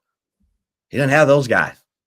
So now we'll see. We'll see what they do in the portal. Part of me is like, okay, if you really like the guys you have, then trust them and bring your young guys along. Like if Dalen McCutcheon is showing you enough, then trust him. Michael Terry, trust him. Because those guys have, you're expecting Ryan Wingo to be the man this year. You're expecting DeAndre Moore to be the man this year. Other teams went hard after DeAndre Moore. I told you that. And Texas had to lock him down. Yeah. It's good to be wanted. Good to be wanted. Hey, DeAndre Moore. The only time we ever get a raise in life is when someone else wants us. Bosses don't just walk around to your desk and say, hey, you're doing such a great job. We're giving you a raise. No, they give you that raise when, the competitor down the road is hot for you. So, there's a lot on Arch Manning, and I think he's equipped to handle it.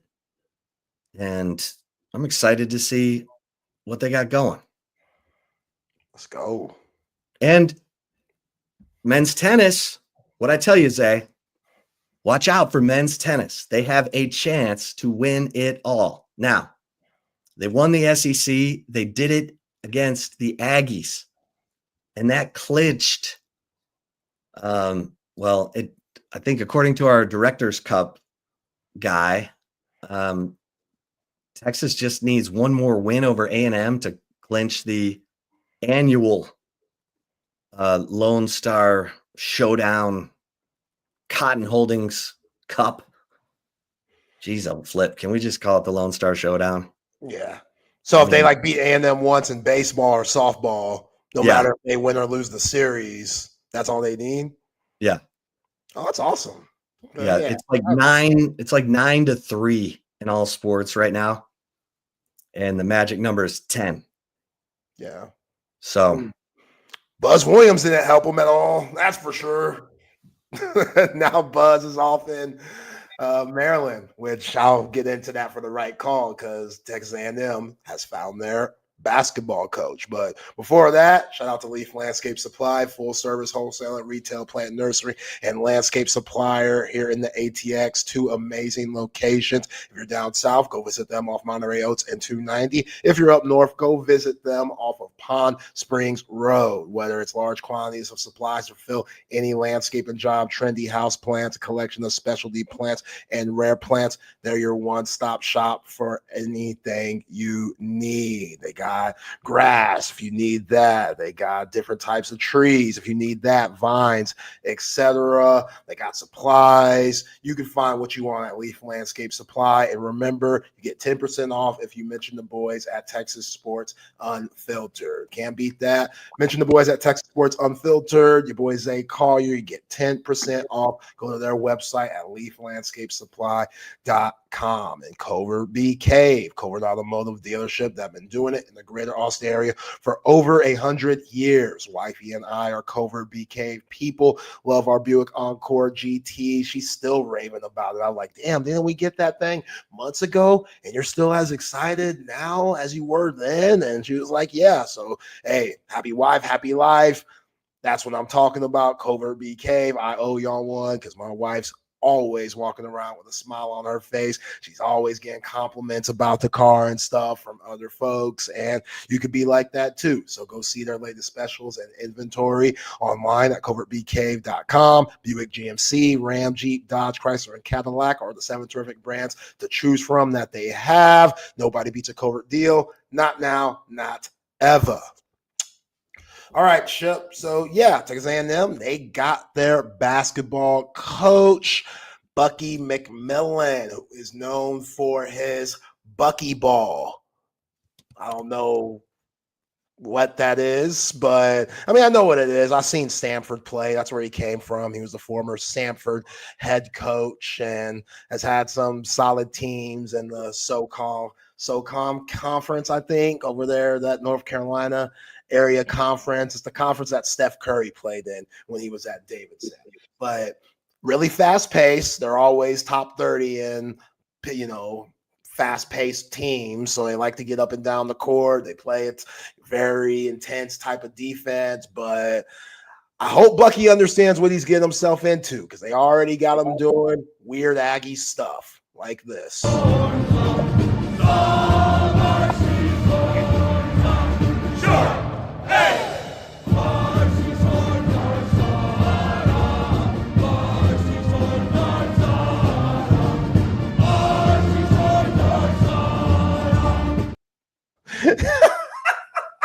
Yo, it's hard to see, but Bucky McMillan looks very uncomfortable.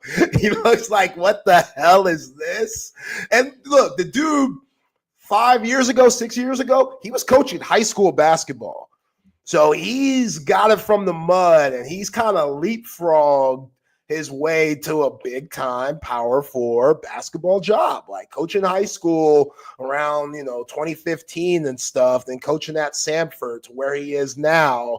That's a huge jump, very fast. And again, it's because of his style of play, and obviously A&M believes in him, even though he wasn't their number one option. To go from Chris Beard to Bucky McMillan, that's a huge jump within itself. But they're hoping the 41-year-old could bring some excitement to Texas A&M and College Station. And so Will Wade is the one commenting on Bucky McMillan. He's saying he's going to win. He's going to win there. But what's a better job? Like, A&M's timing is terrible. Like, if NC State got rid of their coach so they could get Will Wade. Will Wade is the guy A&M should have gone after. Yeah. But Buzz wasn't exactly telling him, hey, man, I'm leaving here. Yeah. So A&M gets stuck. And who knows? Maybe Bucky McMillan is the man. I hear Bucky in A&M, and I think of Bucky Richardson, the cement-headed quarterback who ran, he would have been perfect in the, the Colin Klein offense. But hey, man, No, what do you think of it, Zay? You're the basketball guy. I think it's an underrated hire. I'm not Okay. gonna lie. I think it's a very underrated hire. I like his style of play. It's fun, but I think it's underrated. I know Texas fans probably like saying you have no idea what you're talking about. He might struggle. You know how Trev Alberts is sour in relationships over there at College Station. Bucky, again, he comes from high school, like right before Samford. He was a high school coach. So he's probably, him and his family are stoked. Like, man, how did he get here so fast? I'm 41 years old with a big time job like this. I think he'll realize very early that A&M ain't the toughest or ain't the easiest place to win. So, yeah. But Yeah. let's bring in the open gym, guys. Terrific show today. Chip, Patrick, Matt. Back at you. What's up, fellas? What's up, guys? Man, Bucky's face really looked like he realized he was joining a cult, didn't it? His face is like that face when you're in a meeting and they're like, we all love together, and love is, and you're like, oh, no. I thought we're just hanging out. Like, what are we in? That's what Bucky's face looked like when they were singing that. He's like, am I gonna get like jumped in here? Or if I was that Elko next to him? It looked like Elko in the royal blue. It looked like Elko. I couldn't tell. I'm like, I thought the same thing, and I was like, I feel like Elko's a little heavier than the dude right there, but I don't know. Let me bring up the video in a second when it's done. Who better to indoctrinate Bucky McMillan than a two-time Aggie, though? I mean, yeah. Elko's going to be all over it. Yeah. All right, let's see if this is Mike Elko or not.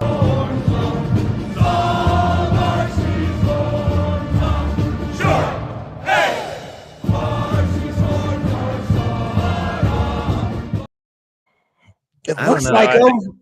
I think that's just a fat guy. Yeah.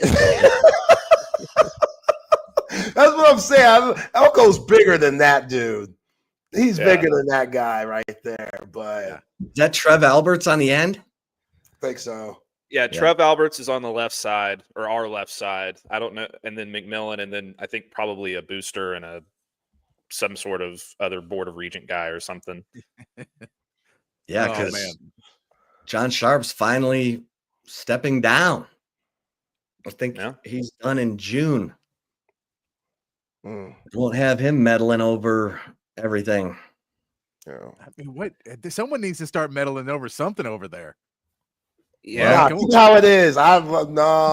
Keep how they're doing a good job. They're doing a great job down there. I really appreciate the work that's going on in College Station right now. Matt, Patrick, y'all have a good show. All right, brother. We appreciate it. We'll see y'all tomorrow. Always good to see Chip and Zay there leading us in, showing us, just watching a basketball program destroy their recruiting right off the bat. I popped into the studio right as they were doing the sway and stuff. I was just like, whoa, this is not what I was expecting. Formats? We changed formats, or what happened? No, that's how we end every show now. Yeah. Welcome into Open Gym here on Texas Sports Unfiltered. Myself, Patrick Davis, alongside Matt Galatzan there from Texas Longhorns on SI. On the show today, we'll get into more basketball news, some big recruits coming in the transfer portal for Texas. We got a 7-footer, Matt. Matt texted me last night. We got a 7-footer before Monday. He had to get it done. He got it done. Just for Patrick, too. Just for me. Get into that and a whole lot more with the NFL talk and maybe a little NBA if we have time to get to it in a big weekend for Texas sports all around. But, Matt, did you have a good weekend? Yeah, it was great. Just kind of relaxed and had a little bit too much margarita on Saturday night and paid for it on Sunday. But now we're here, so we're feeling better. We're good. Big weekend for Texas baseball, which I love. Kind of heartbreaking for the women, which I hate, but all around pretty hell of a good sports weekend, if you ask me. Yeah, no, it was. The women's game was sad, but it was also not wildly unexpected, and watching the finals a little bit on Sunday too, you were like, God, if they whooped you and then they got whooped, then this is a problem. This is a whole big problem right now. But they'll be back in it next year. Vic Schaefer does a really good job, so he'll get him back into it next year. We'll talk about it a little bit. But the big news is that Texas did bring in a 7-footer. We didn't get too much into it. It broke while we were on the show on Friday that they had brought in Cam Heidi from Purdue, which is Heidi, by the way. Okay. Once I got off air, I could find out how to pronounce his name because he was kind of just in the out of nowhere. Did not see his name tied to Texas anywhere, and then he was picked up. The 6'7" sophomore forward out of Purdue. He averaged 4.7 points per game, 3.6 rebounds per game. He had 2 fouls per game, which is not great in the 20 minutes per game he was playing, but he is a 39% 3-point shooter last season when he had a little bit more bulk. He is an energy guy. He's going to come off. He is going to crash the boards. Him and Kendall Weaver might get hurt at some point this season running into each other under the boards because we also got that announcement this weekend that Kendall Weaver is coming back as well. So that is official that he is now back in on the 40 acres, coming back for another year with the Burn Orange. But Cam Heidi is he can jump, he can run. He is definitely going to be part of this, what appears to be a fast-paced offense that Sean Miller is bringing to Austin. That is what it looks like. You're looking at Cam Heidi possibly being your starting or backup power forward at this point.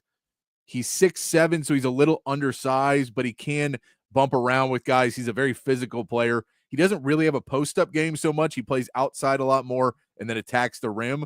He's not really going to play inside a lot, but defensively he will play inside and has no problem giving his body up. So he is somebody that you like to get, and if this is what he wants, if this is what Sean Miller wants to put together in Austin, this is a lineup that is coming together to be a transition, fast-paced, run-and-gun offense for Texas, and the Cam Heidi edition is part of that. Now, you still got to play the defense. You got to get the stops because otherwise transition doesn't work.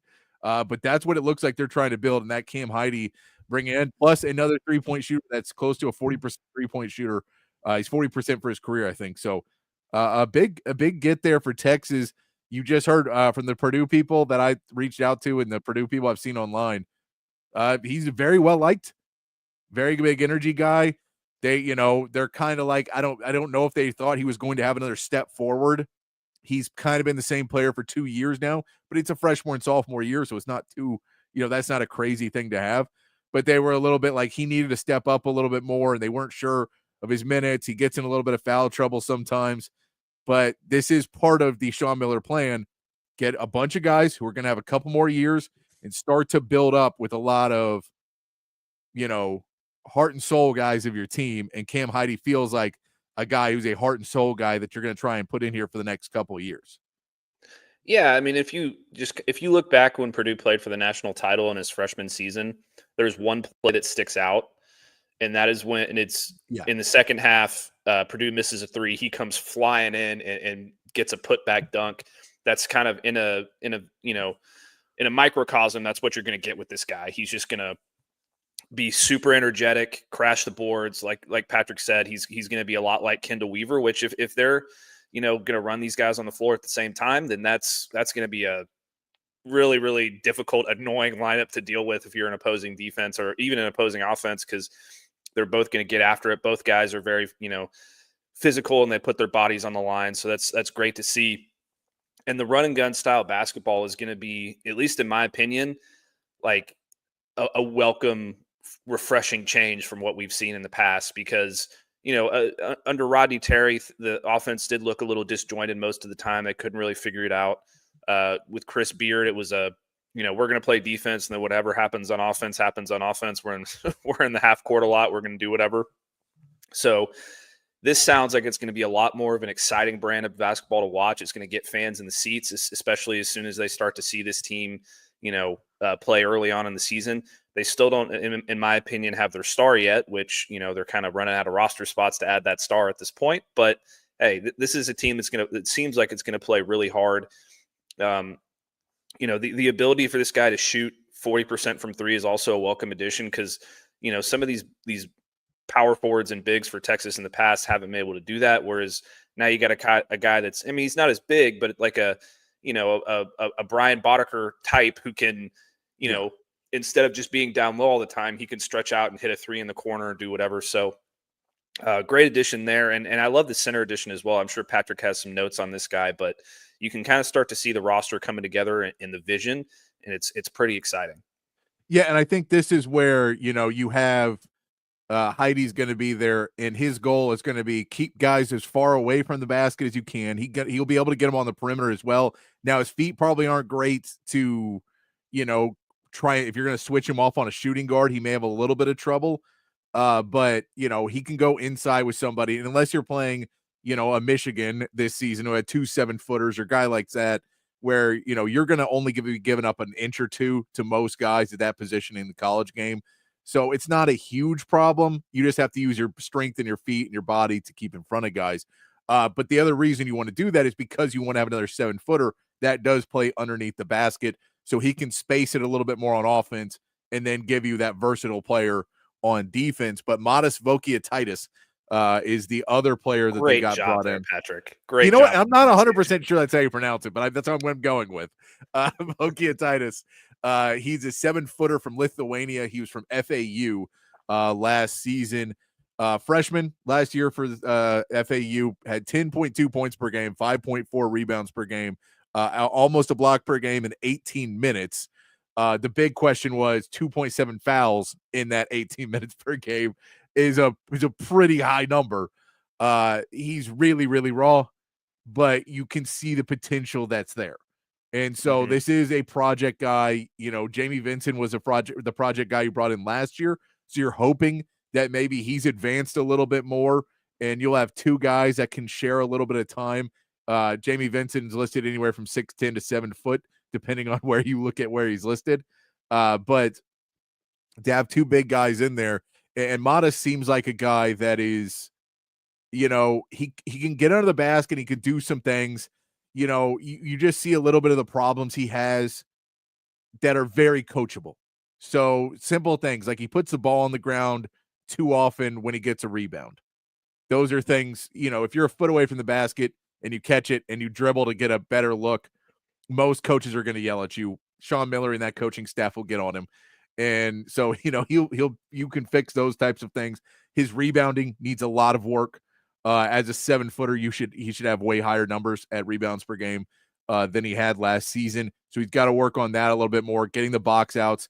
You know, his defense, all those pieces are really what you want to see, because offensively, he's got enough of a game. It's not a ton, but because basically if you move him 6 feet away from the basket, I don't think he's got much of a game right now offensively. But, you know, I don't think you need a ton, because you're going to have 3 to 4 other guys on the court who are scorers. And so you don't necessarily need him to do a lot of things. You need him to learn how to do that box out that Caden Shedrick did a ton last year, where you try and post, a guy fronts you basically, and you let him front you because you're a 7-footer, and then you just turn around and box him out and let somebody drive right past you.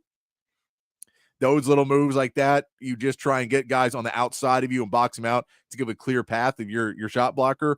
You'll see that one happen a few more times. But he's a really, you know, you need a 7-footer. First and foremost, you needed to get one. There's a lot of them off the board, and I'll go through those in a minute, of all the guys that Texas has contacted who are now off the board, so you can take them off your bingo card. We're not getting them. But you need to get somebody in there.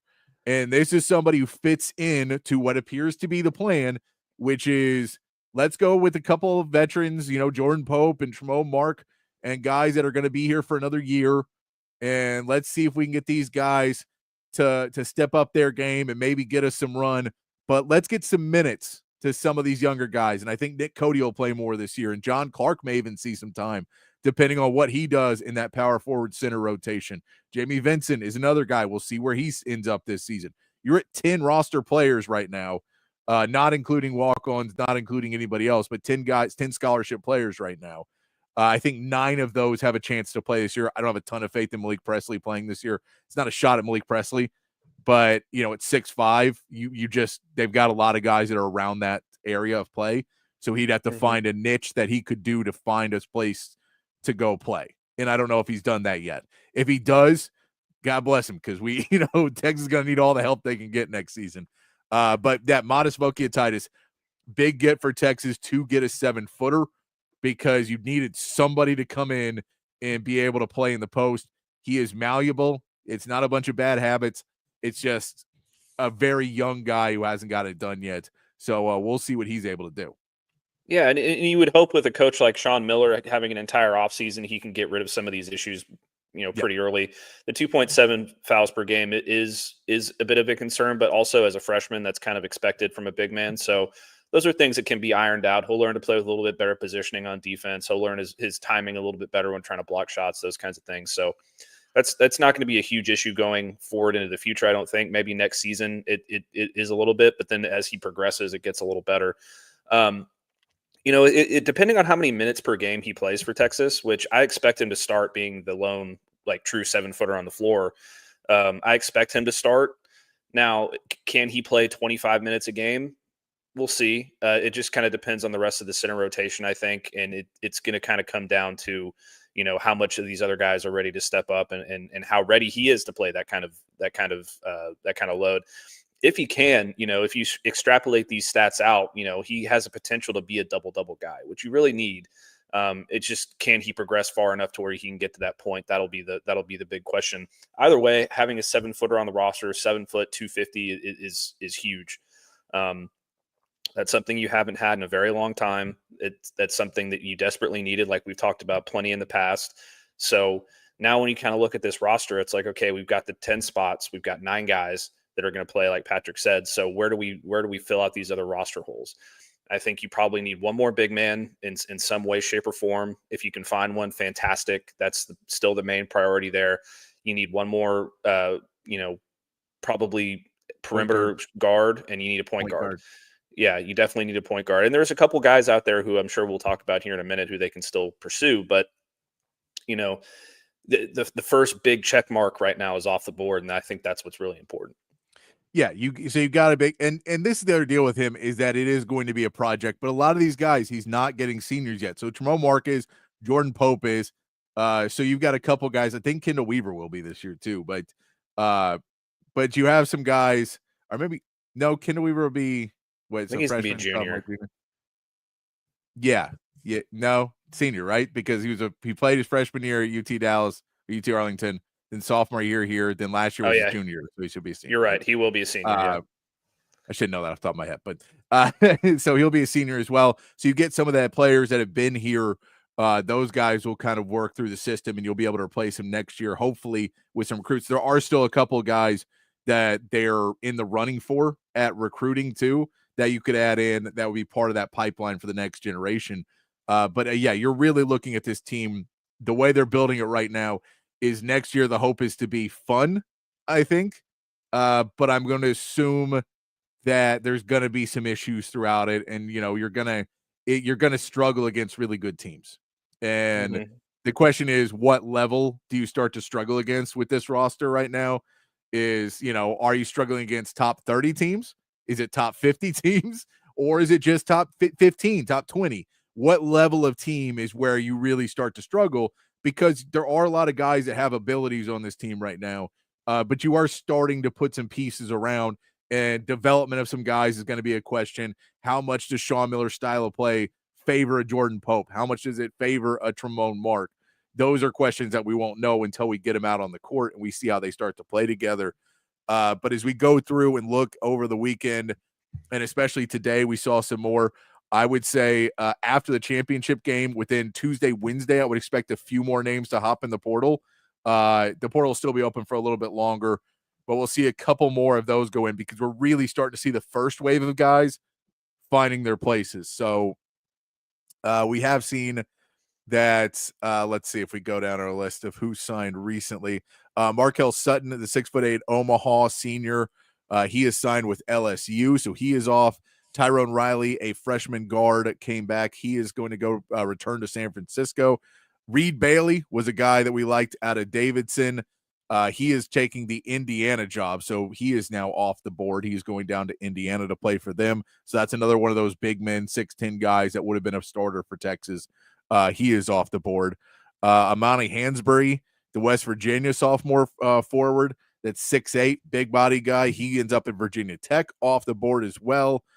Sebastian Mack, a guard from UCLA, that could have been a point guard for you at 6'3" is headed to Missouri. We also see Quimari Peterson ends up at Washington. That's another 42% three-point shooter, really good three-point shooter. Henry V. Sarr, the 7-footer from Estonia, officially went to UNC now. So that's their big one that they've gotten so far. The UNC Wilmington kid that we really like, that offensive lineman, Harlan Obioha, he has gone to West Virginia. So not taking that visit to Texas after the dead period. The number must have been met by West Virginia before he takes a trip, goes ahead and makes that deal. So he is now off the board. Jakari White, the 6'3" senior guard, 40% three-point shooter that we were looking at that had visited Texas recently. He ends up going with Virginia. So take him off of your board. That was another guy that you thought maybe was that three-point shooter point guard that you could have brought in there from North Dakota State. Tay Davis, the 6'9" junior forward out of Notre Dame, signs with OU. We also lost KJ Lewis, 6'4" sophomore guard out of Arizona, goes to Georgetown. We also talked about Nate George was already signed, and then the prospect Matthew Abel, the 6'5" guard that we were looking at as a prospect, has signed with NC State. We'll wait over there. So he gets one of his first big signings over there. So those are all names that are off the board now that really show you a lot of guys are starting to be taken of. And that's not everybody who's off our list, but those are the ones over the weekend that got knocked off. You're basically left with one big man left on that list right now of people that Texas have talked to that we know. Now, we saw Cam Heidi came out of nowhere, so they're clearly guys that we're not hearing about that are being contacted that are not on our list. Juslin Bodo is still available. That's another guy who is the opposite of Modest, who is a rebounding machine. And the more the metrics come out on him, he's one of the best rebounders overall, not just in the transfer portal. So he's still available. That would be a guy that you'd be able to bring in and do some things with. There's a couple others. Devin Hade, the Central Connecticut guard, is still available and out there. He's a guy who averaged 14.2 points per game. Kevin Odie is a 6'4" guard. That's a prospect that you're still got out there. Jaron Pierre Jr., the Jacksonville State senior guard, is still available. He averaged 21.6 points per game last season. And a couple new guys that have popped up on our board in the last couple of days. Makai Mason is the Washington 6'5" junior guard who averaged 9.9 points per game in about 25 minutes. He is another 40% three-point shooter. So another guy who kind of fits that role. He's played really, really well at times. However, he's really, really streaky. And so he falls into that Jordan Pope, and you've kind of already got that guy on your roster right now. So I don't know how serious they'd be going after him, but a decent player. Again, not really a point guard, but at 6'5" is that shooting guard who can go out there and play. And then a really interesting one, Wesley Yates.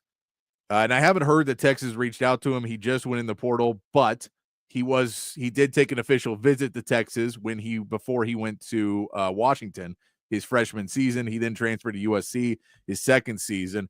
He's a 6'4" guard, still a freshman because he didn't play in his original freshman season. From USC, averages 14.1 points per game, 1.8 assists per game, 1.8 turnovers per game. So not exactly the best passer in the world. And 1.2 steals per game in 30 minutes, 44% three-point shooter, though. That is a very, very high percentage for him. He played really well as the season went on. His numbers just kind of went up as the season went on. He's a really high-level scorer, but he needs to develop a little bit more in different parts of his game. He needs to learn to play with his team more. Now, he does move without the ball, so he's not necessarily, in the stuff I've watched, him necessarily just an ISO guy like you kept having the problem of last season.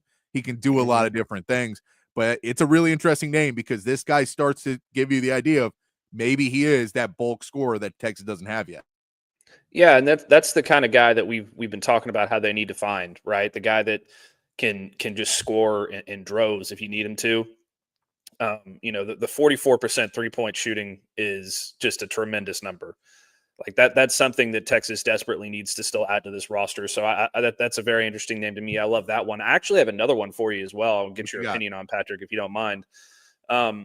So Robert Wright III out of Baylor. He's a sophomore, averages 11.5 points, 2.1 rebounds, 4.2 assists per game. He was all Big 12 in 2024-25, appeared in all 34 games for Baylor, started 21. He's from the same school as Cooper Flagg and Ozzie Newell and Liam McNeely up there at Monteverde Academy. Great, basketball program. He had 19 and 11 against Mississippi State, which is fantastic earlier this year. So he can do it against, all levels of competition. And as a recruit, he was the number 27 overall prospect, number 2 point guard in that class. So I don't have his shooting numbers in front of me. I can pull those up in a minute, but that's another interesting name and he's a true point guard too. So that's something that you could really sink your teeth into if you're Shawn Miller. Yeah. He's a 35% 3-point shooter and about an 80% free throw shooter. So decent shooter, able to get off there. Yeah. If you're talking about a true point guard, if he's somebody that may want to go down, he is from Delaware. So yeah, he is not necessarily in the world of I'm going to stay in Texas, where you look at some of these guys. That's the other deal. Wesley Yates is from Beaumont. So that's another tie. One of the reasons he visited Texas, I'm sure, is because he is from Texas. So you could see if he wants to. That's the question there. But yeah, Robert Wright feels like he could fall into that point guard role if that's what Shawn Miller wants to go with. He is a freshman too, so he falls into that role of somebody you can try and build up. I like that one as well. I'll throw you another name in there as well. Ian Jackson is another interesting name that just popped into the portal. Now he's a do not contact, so he may not even care about Texas. He may have decided where he wants to go. This is from talking to North Carolina people that it was like, it's been known for about a month that he was going to hit the portal. He was kind of done with North Carolina, but he is a 5-star guy that, as a freshman showed signs of being the future of North Carolina basketball. He decides to walk away after his freshman season. He averaged 11.9 points per game in about 24 minutes a game. Basically, and he shoots 39.5% from three. So again, another shooter. He's streaky. He's young. He's brash. He didn't necessarily get along with Hubert Davis, which is a common theme for a lot of this. So, he can do a lot of things though. So, he needs to learn how to play the game a little bit better. And that just comes with time. But when you talk about star players and you talk about guys that have the potential to be something really special, this is a young guy who will be an NBA player. And if you're able to bring him in for a season and maybe have him step up into that role and see what you can do with him, that's another interesting name that's in there to try and be that next level player. If Texas is going to be able to find somebody that can do that at this point in the game, I think I don't know if Shawn Miller feels like he doesn't need that, or if the Texas just says we don't have the money to shell out to go get that guy. So you're going to have to figure out a different way.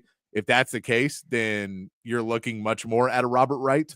If you're looking for somebody to go, all right, we need guys who can play, but the superstar thing, we're just not going to be able to do this season. We're just not going to be able to get that guy. We don't have that money ready to go. But that's another one. The Wesley Yates and the Ian Jackson are two guys that you can point out and say, these guys are really young. They're 5-star talents that really have a chance to do something special. Yeah. And if I'm looking at this just from a sort of a macro perspective, instead of just like, the logical, how much money can they spend? How much of this can they, whatever, all those different things. I kind of look at the three of those names in particular, and then I look over at Shawn Miller and I say, do everything you can to go get those guys. And that's Bodo, Jackson, and Yates. I think if you can find a way to land 2 of those guys, then you're really feeling good. If for some reason you can land 3, obviously we don't know what Jackson's prospects are right now. He, like you said, he may already have his next destination in mind, but those are 3 really impressive talents that you can go out and get that can make a huge difference on your roster next season and fill a lot of different holes for you. And then Robert Wright's another one where you can just say, hey, we need our true point guard. Let's go get him right here. a bunch of interesting names there. I think that if I had to pick one right now, it would be Bodo, just because they need that rebounding edge so badly. And then you kind of figure out the point guard thing after that. So, I mean, that's just me. I don't know what your thoughts are on it. No, and I agree. If you're able to get Juice and Bodo, the more I've looked at his, and he just does all the things. He's ready to go, whereas Modest Vokiatitis is going to take a minute to get going. And, I think he should be playing minutes next year, because Bodo is probably not playing you 30, 35 minutes a game anyway. So it gives you two guys that can go in there and play. And sometimes you can even put them in together, I'm sure, and figure it out. Now, neither one of those guys can really play offense away from the basket. But, depending on matchups, you can just try and go real big for points at time and show off what you can do. But, yeah, I think, you're still going to look for that. I don't think they're going to shell out for another big man like that. I just don't see it happening. I think you could get another 6'10", 6'9" guy, but I don't see another 7-footer, because those couple inches cost a lot of money. And, so it's possible. Depends where Bodo wants to go. Depends on, what he feels about the assistant coaches. If they're going to be able to get him going to where he can be an NBA talent in a year or two, then that's, he's possibly there. He's only a sophomore, so he's also part of a bigger plan kind of guy. Another name you throw out there is Bryce Lindsey, who Texas has talked to a few times. He is the freshman 6'3" guard from James Madison that was originally an A&M recruit and then ends up going to James Madison after his freshman season. So that's another name of somebody you may be able to put in that point guard position. He is that combo, and you just have to find somebody at this point. There's not a lot of true point guards that transfer all the time. Those true point guards usually try to find a coach and stick with them, because that's how you evolve as a true point guard. So you don't necessarily, and also true point guards usually have really good relationships with their coaches because they get along. They're basketball IQ guys, and that's what they do. So Bryce Lindsey falls into that role where you may be able to say, we can use him defensively a little bit. We can do some certain things, and maybe that'll work out. Yeah, I mean, it's really just a chess match from here on out for Sean Miller. It's, how much of how many of these guys can we actually afford to spend the money on? What's our budget?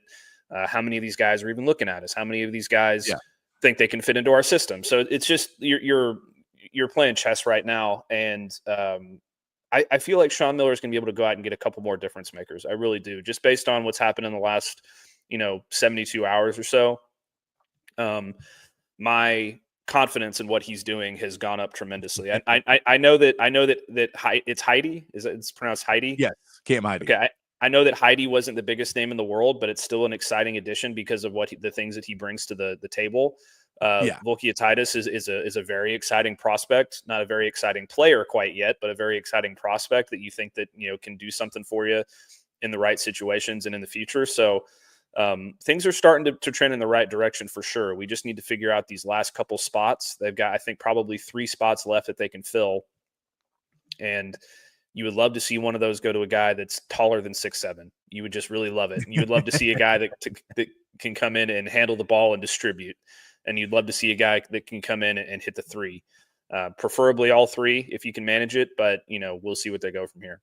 Yeah, I mean, because I think that's really where you're sitting if you're Texas right now, is who is playing point for you next year.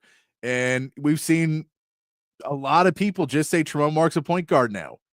And I don't have that same feeling. And I know he did okay in what Texas was doing down the stretch, and they played better with him handling the ball. But at no point did I feel, oh, yeah, that's a point guard, because never did I feel like he came down confidently with the ball and looked around the offense or looked around the defense and tried to pick it apart. I don't think he did that one time and every time he dribbled down. I think he drove down and thought, I'm going to attack the rim and see what happens. But you can do that from any position. The problem was that Jordan Pope came down and passed the ball to Trey Johnson, and Trey Johnson didn't want to pass the ball either. And you just had a bunch of guys who didn't really want to pass. Now, Tremont Mark did distribute well when he was driving, but he didn't really do a lot of other things. He didn't really run offense. He didn't really do a lot of other pieces in it. So maybe he could be that guy. I didn't see him have this handles that really made me believe. Honestly, I don't know anyone on this roster who has handles who make me believe this guy can break through a press and this guy have real confidence at running the show. I don't know which guy I really trust. And I'm also going to say this. I don't think Tremont Mark plays this entire season without missing a couple games. Like, I'd love it if he does. I would love it if he does. But history would tell you he is a little bit more injury prone. Players hate that designation because they think, no, it's just a bunch of fluke injuries. But we know how many times he really missed games or was because we can put it two ways. Either he's injury prone or he takes games off. Those are your two choices from last season. Yeah. And well, yeah, I mean, I totally agree. Once you sort of get that designation, it's hard for you to shake it no matter what. Even if you miss 1 or 2 games in a 35-game season, you're still going to be like, well, he wasn't out there when we need him for this particular game or whatever. But I think the point about Tremont Mark as a point guard is a very good one, because the only reason that he was playing point guard last season for Texas towards the end of the year is because they just didn't have anybody else to do it. Yeah. He's a versatile enough player where he could pull it off, but he's not the guy that you want running the show whatsoever.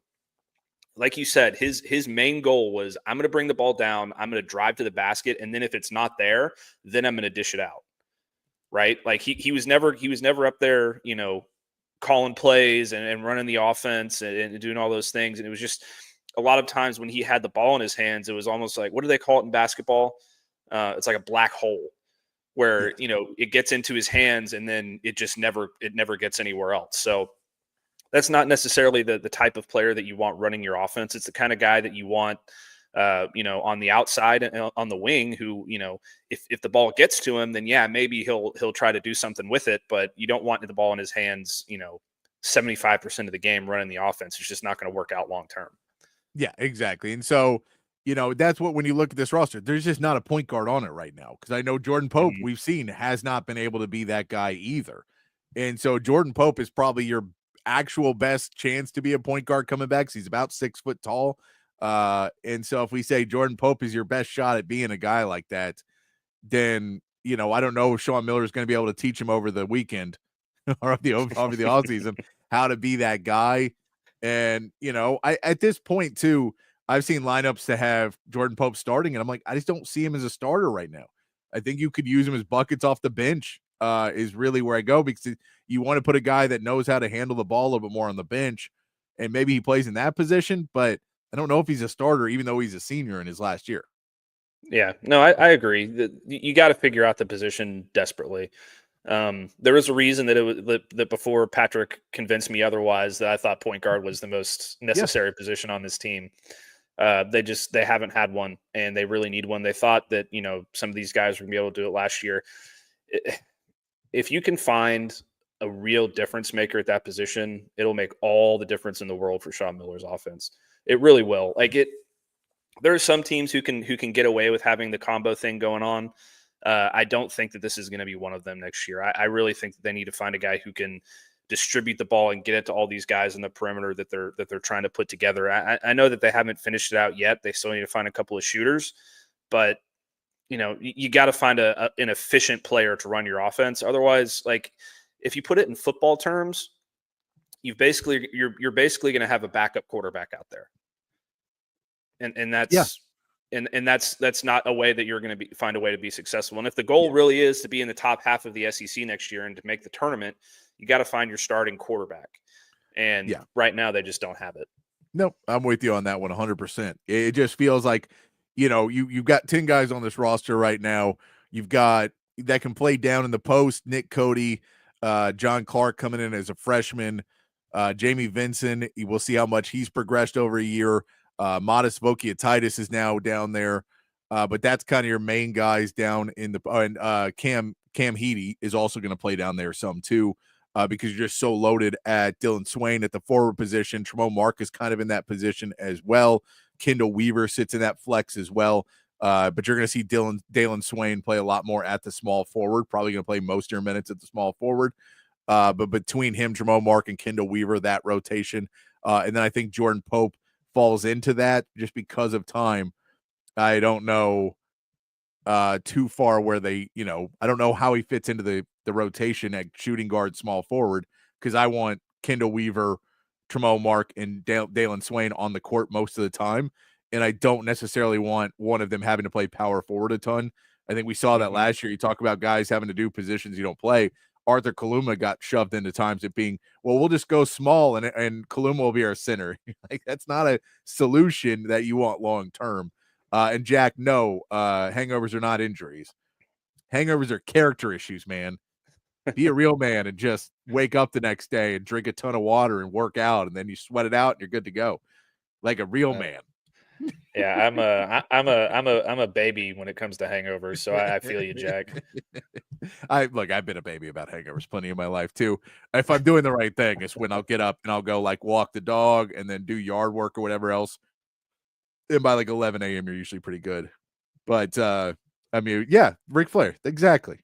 Johnny Manziel, there's another one.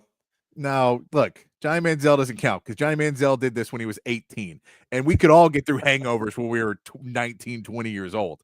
The question is, how do you get a... I didn't know what a hangover was until I was 25. That's what I'm saying. You like, if you have a hangover, then you're like, why do you have a hangover? And you're like, well, I didn't stop drinking for a month. And then, and then I stopped one day and it all went downhill. So it's but yeah, no, once you get like 35, 40, 45, and then it's trying to be able to survive those hangovers, they get worse. And then I have friends that start to give up drinking and sit back because they're like, I don't know, man, those hangovers just got too bad. And you're like, really? I mean, I don't know if I ever want to go through life where then the fact that something makes me feel bad the next day. Because I'm like, well, then why do you go to the gym? You feel awful the next day after going to the gym too, because your entire body's sore. It's not fun either. There's a lot of things that suck the next day. What was old Mitch Hedberg joke? He goes, why? He's like, when people ask me why I like drinking wine, it always gives him a hangover. He's like, I do a lot of things and I don't worry about it. I don't want to eat that apple because eventually it'll be a core. I love Mitch Hedberg, man. He was the GOAT. I'll just to put it in perspective for you. I had on Saturday night, I had 2 margaritas, 1 beer, and 2 glasses of bourbon. And I was so hungover the next day that my girlfriend had to Uber Eats me frozen yogurt at like 7:00 at night. I couldn't get off the couch. Oh, come on, Matt. It was brutal. And then if you throw it back to when I was in college, I used to get a big thing of, gallon of orange juice, about half full, dump a handle of vodka in it, go to the Grove at Ole Miss, and I'd be fine the next day. I mean, that's just what happens when you get older. I will tell you this: the margarita things will kill you because there's so much sugar in them, and anything with a lot of sugar just kills you the next day, like always. So just stay away from sugary drinks. That's why when people are like, "Hey, do you want to have this fancy shot?" I'm like, I'm not saying no because of taste. I'm saying no because I know that this is adding to me feeling worse the next day. That's why. And it's like, if I drink that, that means when I get home, I have to drink like an equivalent of a bottle of water to try and counteract these two things, because my years of experience in drinking, I'm aware of the certain things you have to do. So like, I just drank beer. And I mean, I drank, I don't know, maybe 25, 30 beers on Friday night. It was fine the next day. Just fine, Wow, those are some serious numbers, Patrick. I'm impressed. If you're a professional, me and my buddy were drinking, and we had to go get a second case. I know that. It's like, oh no, and at the end, you're just kind of just pounding them, just trying to feel anything. You know how life works. But but no, don't Jack, drink, kids. It's bad for you. No, you can drink when you're of age and you want to, be irresponsible. I didn't start drinking until I was almost. It was close to being, 18, but, Jack, they do not count. They do not count. So yeah, I'll just say that. Tremont Mark, you have to understand that you're dealing with somebody that may take an injury. He's also coming off of a surgery, which I still haven't heard what it was for. And, he expects to go back. That's, you look up Jaden Quaitons, who's another one of those big guys that you would love to have brought into the conversation. I haven't heard Texas tied to him too much, but I haven't heard too many schools actually tied to him. I've heard a lot of fan bases really wanting him, but he also had a surgery. So he just had his surgery. He's expected to be able to be back doing basketball activities in September. So he basically missed most of the offseason, but be back by the start of next year. But he is, I think because he just had the surgery, his time of picking a school may take a little bit longer. So that's a possible name. Again, that's the guy that Matt really likes, 6'9" forward out of Arizona State, who's a really good player, and another one of those guys that could be a top guy. Like, that was the one last year that got away from Texas that ended up at Texas Tech, was JT Toppin. And this is somewhat similar to that of Jaden Quaid's, where you say this guy's an NBA talent. He's got a lot of potential, and he hasn't figured it all out yet. But if you get him in the year where he starts to really figure it out, then you get that player that takes you to that next level. So a guy like that is another one that you could say is maybe you put him in there, and all of a sudden now you're able to put him with another, with Modest, or rotate those big guys, and he becomes a really big piece of what you're doing next year. I just think you need to add that one more really big piece, along with another big man would be nice, and a true point guard be really nice. Those are very obtainable. The question is, are you able to find somebody, or is Tremo Mark your best player next season? And that's a little more where I would start to worry about it. Yeah, and Quaintance is extremely interesting to me as well, for the simple fact that he reclassified, so he's still 17 years old. Mm-hmm. He has a chance to grow, so he could be a legitimate 7-footer. I think the last I saw him listed was closer to 7 feet. Those things vary so much that who knows how tall he actually is. But I think, he has a chance to be a legitimate 7-footer, hyper athletic. So he's another guy that I'm watching with rose-colored glasses over here saying, please, Sean Miller, do it. But again, it's one of those guys. A, are they going to be able to shell out the money? B, is he even interested? Like Jackson. Imagine a world where they bring in Jackson, Quaintance, and the guy from Washington. Then you're really Reese there. But again, that's probably going to cost them a little bit more money than they're comfortable spending. So it's probably a fool's dream. Yeah, and there's also the fact of you have guys on the roster, and clearly player retention is part of his plan right now. So you don't necessarily I don't know if they're going to try and get 3 more guys. I think that point guard or that big man has to kind of be it, because otherwise you're going to be sitting some of these guys you brought in, or you're going to be sitting Nick Cody, or you're going to be sitting John. John Clark can probably sit. I don't know how much he has to play, but I would say you're really looking at 2 more guys, and then maybe you'll add some other guys that are kind of filling out the roster, but not anybody like more how you got a Malik Presley and a Jamie Vincent later on last year. Mm-hmm. That are both, I'm all for, but they weren't expected to play. Talking about guys who are expected to play, I would assume you would get 1 more, possibly 2 more. I think you need 2 more, but I wouldn't necessarily expect you to get a point guard, a big man, and a star. I think you kind of need to find a guard and a big man, and I'll just say vaguely a guard or a big man who's a star, and then you figure it out from there. That would probably make more sense in my mind.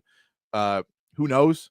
Plus, there's still a couple more weeks. If you find somebody, and these guys who said they're coming back, and you don't necessarily want that reputation, but stranger things have happened in the world of college basketball, from a guy who says, I'm ready to run it back, and then they get a player who plays the same position, and a Tremo Mark or Jordan Pope or somebody like that decides they're right back in that portal because they've just realized their shots per game went from 10 to 4.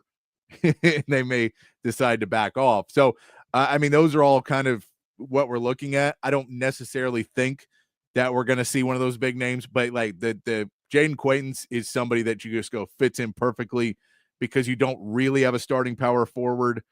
And so between all of the guys that are now on that roster as bigs, none of those guys stand out as this is a surefire starter. And you would add 1 surefire starter in that rotation there. And that, I feel, puts you at a different level. And then you can go fill it out with 1 more guard who's a good 3-point shooter at the point guard position. If you find that other guard and you think, okay, we weren't sure what we're going to do at point guard, we're just not going to be sure this season, but we're just going to run an offense. Ryan Conwell is not necessarily the most point guard out there either. And he was running Sean Miller's offense. So there's different things you can try and do for this Texas roster. But when you look at who's already on it, 10 players right now under scholarship, and I know you can put more on there, but I wouldn't expect him to get to 13. I'd expect him to get to 12. That's just my expectation. I could be completely off. They could go to 15. Who knows? Well, I mean, speaking of what you mentioned a second ago, if there's like a player who you think might be expendable, where if like you're like, hey, we really like, we've got these other two guys, but now we think Ian Jackson's going to come here, and we want to find a spot for him. It's like, sorry, Jordan Pope, you can stay, but you're not going to play very much. Yeah, like and that's the thing is, and I mean, you really don't want to do that because you don't want to tell somebody, here's your promise, and that's no longer there because it's just bad for business. So you prefer not to do those things. I don't think Sean Miller would probably do that in his first year. I don't think necessarily Texas wants to do that in the first year of coaching. And I don't know that any of those guys necessarily want to come here either. So I don't know if that's a problem you have to get into to even begin with. But that is something that you have to look at. And in all reality, you can you don't have to have it. You just have to have that hard conversation of what your role is next year. Jordan Pope is going to change. And what we need you to be is a streak scorer off the bench. And what we're going to tell you is that could be 15 minutes a game and it could be 5. If you miss your first 2 shots, you are not playing anymore. And, if you tell them that, they'd be like, well, no, of course I'm not staying for that. Now, you shouldn't. But that's just where you have that conversation. Like, we'll keep you. We'll honor our NIL commitments. So you'll still get paid. You'll still do everything. You're just not going to play much. And so that's not great, but better than your NIL has been pulled and we're using it to pay this guy.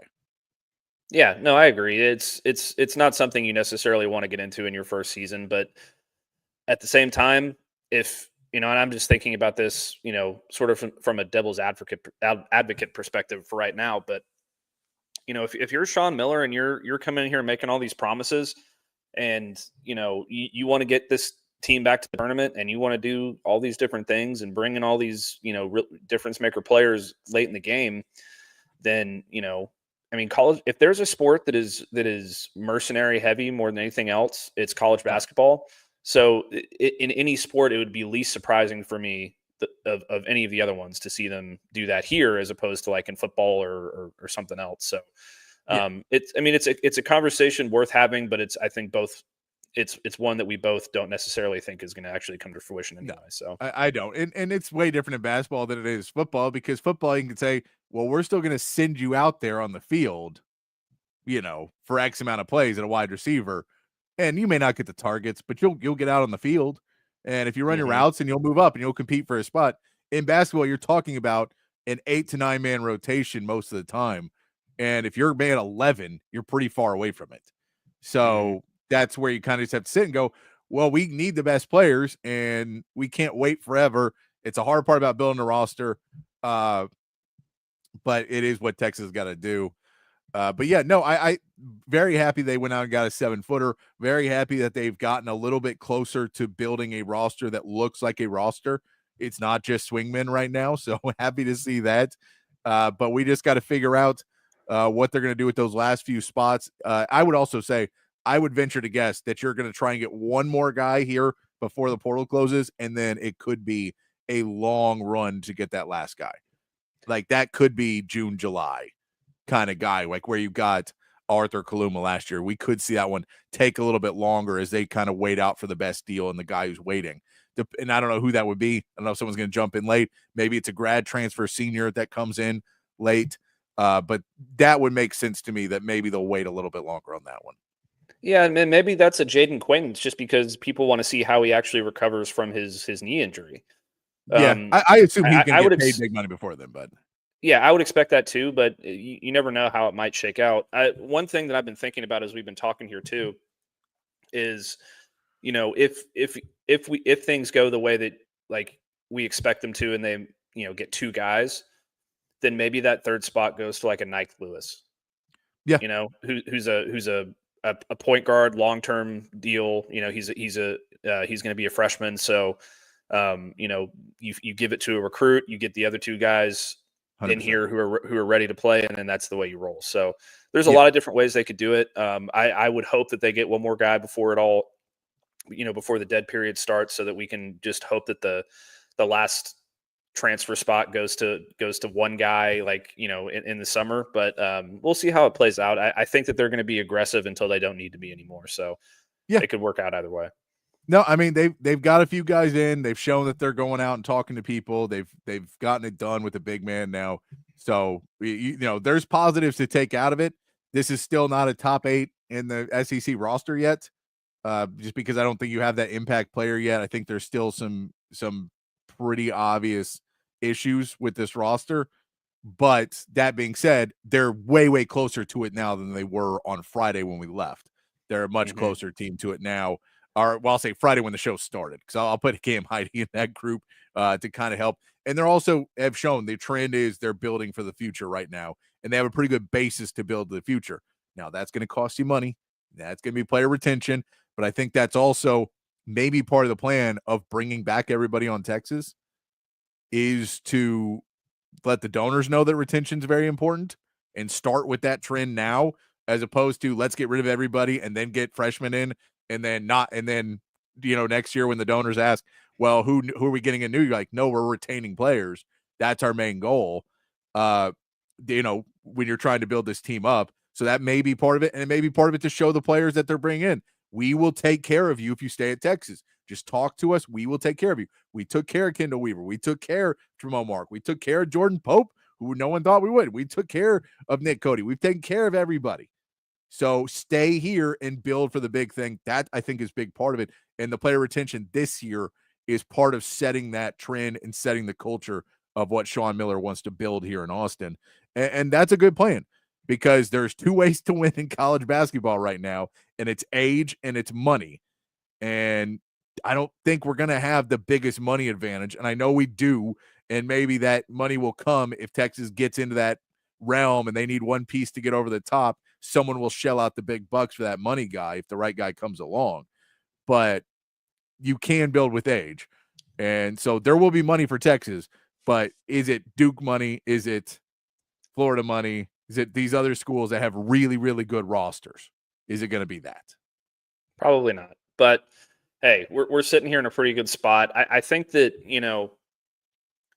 this player retention thing is one of the things that is most important to me. And I think you made a good point about that as well. Like, the last thing that you want to do as a program, if you can help it, is have to go out and find 6 guys in the transfer portal every single season. I mean, look at Purdue. They're one of the most consistent teams in college basketball every year. Like, they may not win every tournament game they're supposed to win, but they're one of the only teams in the tournament that had all 5 guys returning from the year before.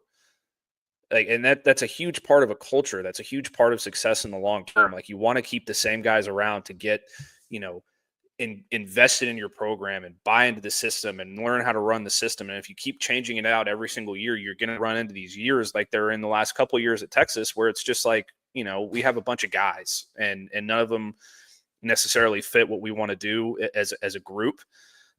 So the more guys that you can retain for the long term, the better it is for the health of your program. And then if you get to that point, then, continuity matters in basketball as much as any other sport. So, let's get to that point. And then every year we can talk about, okay, we're going to get 1 or 2 transfers, maybe 3 transfers as opposed to 6 or 7. And then your program can kind of turn the corner into a consistent contender for the tournament. Yeah, no, I'm with you. I'm with you right there. I do see this. Before we go to break, Bucky McMillan, as he's being introduced, says, we won't be able to be as selective as we would like to be. Building a roster this year will be unlike any other year. A lot of players are not available, particularly the level of player that we would need in the SEC. This, in most years, would be like taking over in August and having one player. That's not an excuse. We're going to have to get to work immediately. Basically saying, guys, give me a year. Give me a year. We're way behind the 8 ball, and no one knows who I am. So this is going to be a problem, because I wasn't talking to the guys that we're going to be talking to at Samford. We weren't talking to the same guys. So this is going to be a situation for A&M where it didn't matter if they brought in Bucky McMillan or Chris Beard or John Calipari or, John Shire. Like, it doesn't matter.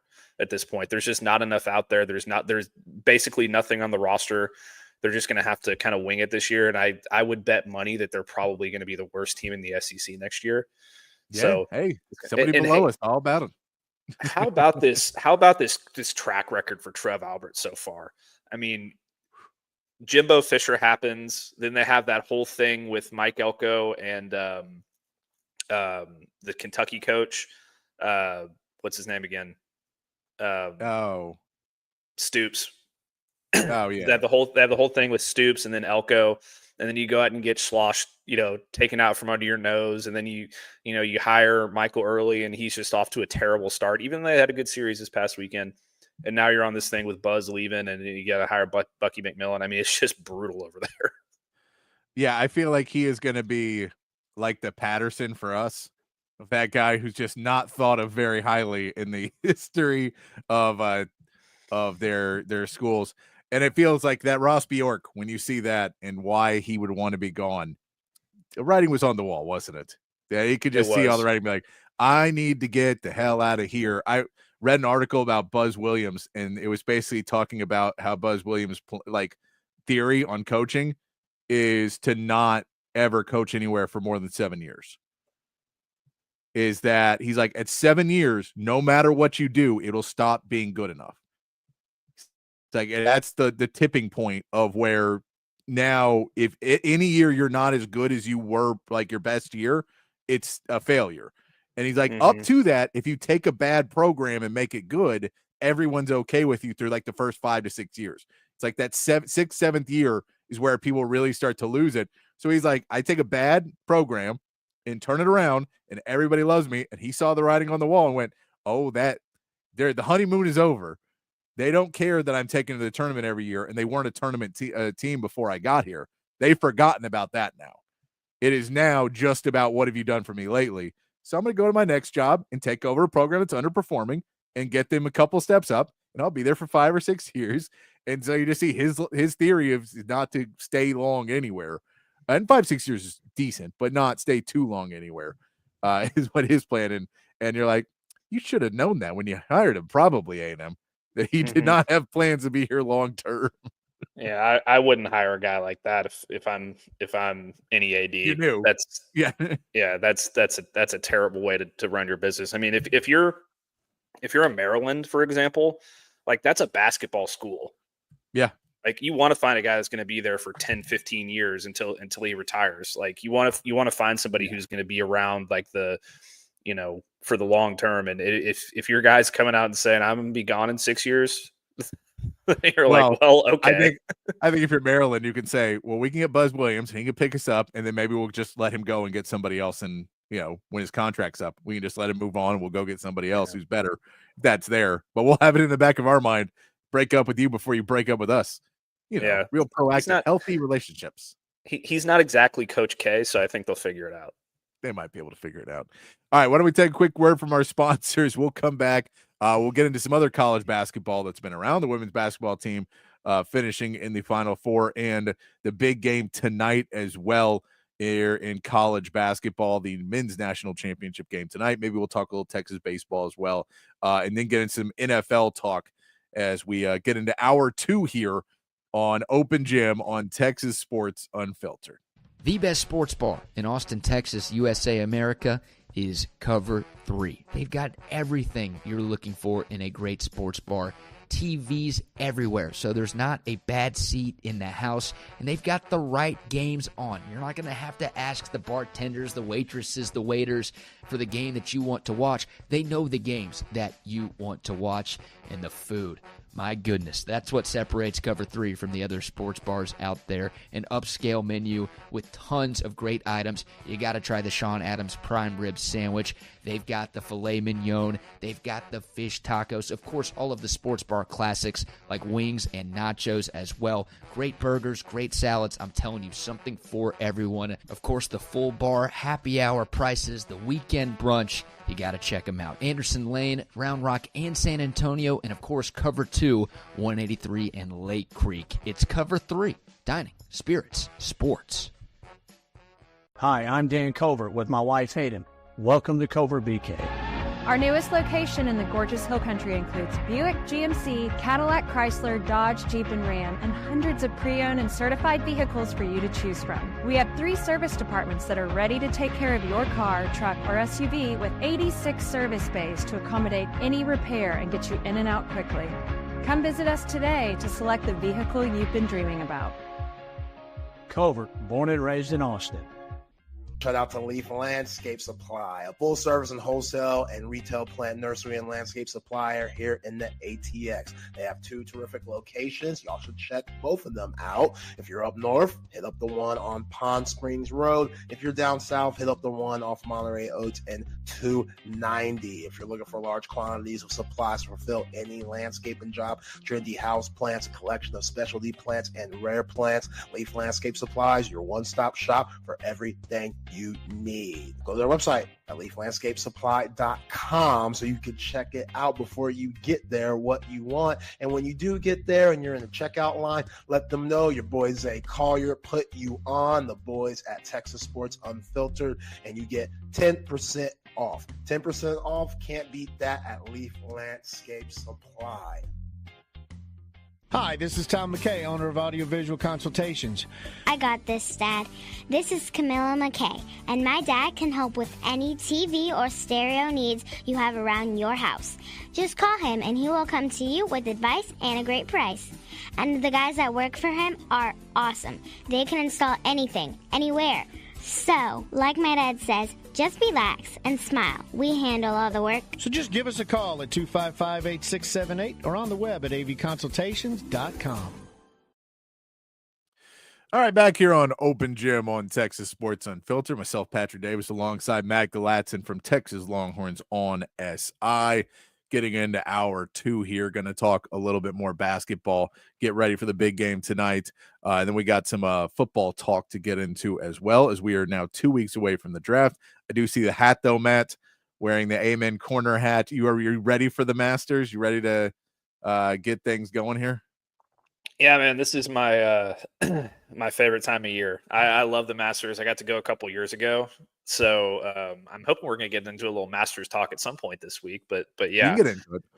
Yeah, I'm super excited. It's so much fun, and I got some people coming over on Saturday, and we're going to make some azalea cocktails and have some pimento cheese sandwiches and watch hopefully Scotty Scheffler or Rory McIlroy bring it home.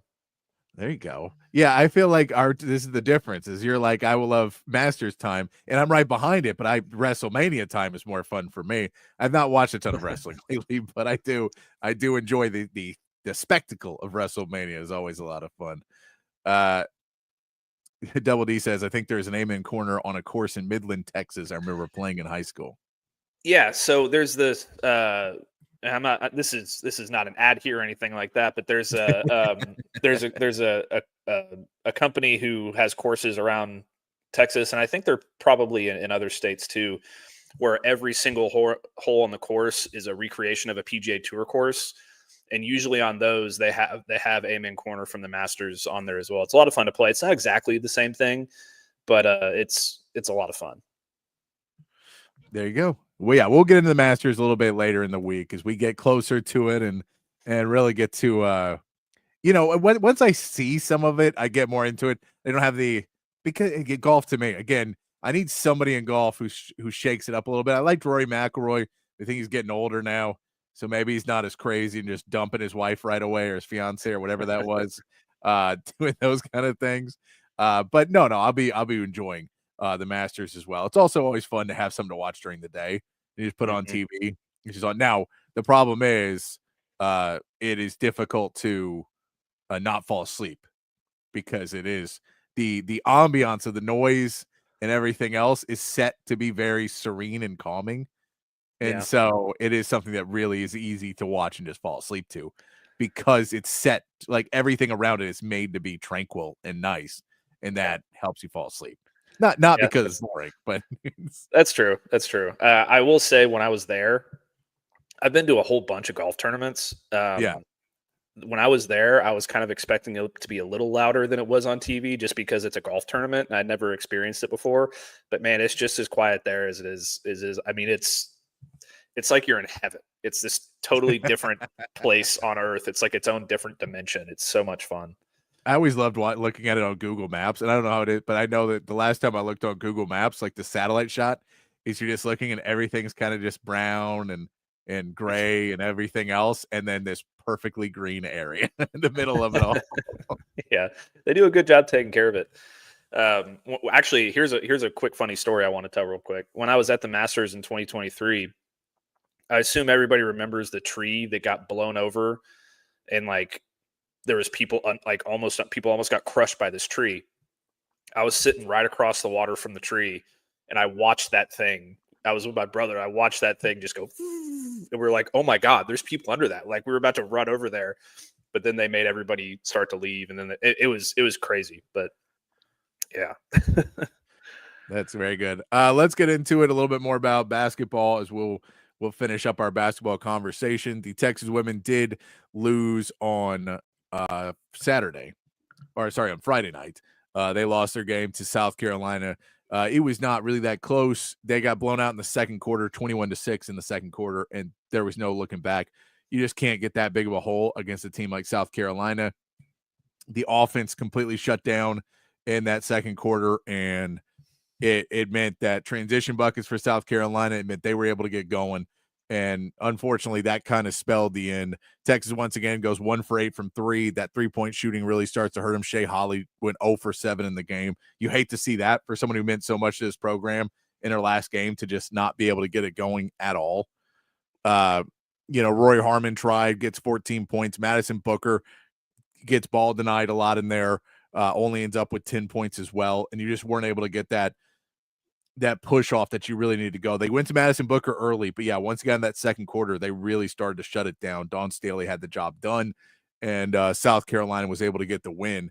But then South Carolina goes on, and you think this will be a great matchup in the championship game, and it is not. South Carolina goes on and gets blown out by UConn in the championship game, which, it's a hard game. I get you're playing for the championship, but UConn wins 82-59 in that game and kind of just gets ahead early and puts their foot on the gas, and it's over.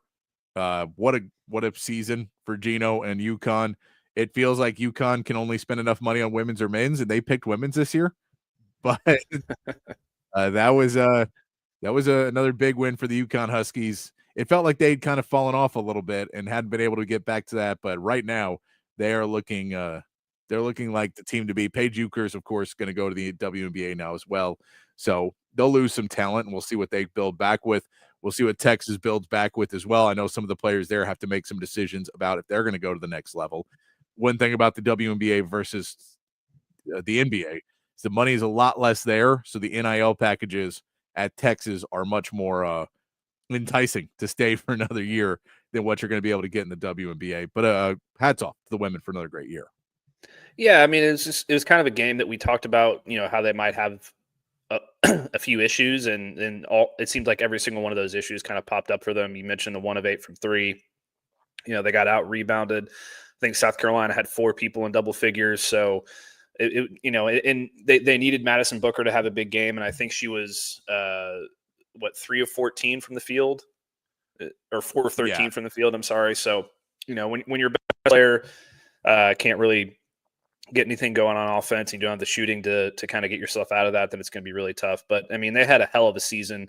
Vic Schaefer's a great coach. I still think they can get back there at some point and eventually win one of these things. You're just going to kind of run into the buzzsaw of UConn and South Carolina, and you got to sort of figure out a way to get past that and jump that obstacle. But I think they can do it eventually. But I mean, let's be real. Gino Auriemma is a hell of a basketball coach, man. That guy knows what he's doing, and what he's been able to do with UConn is just unbelievable. So, and hats off to them. Hats off to Dawn Staley. She runs a great program too. They're not too far removed from their own national championship.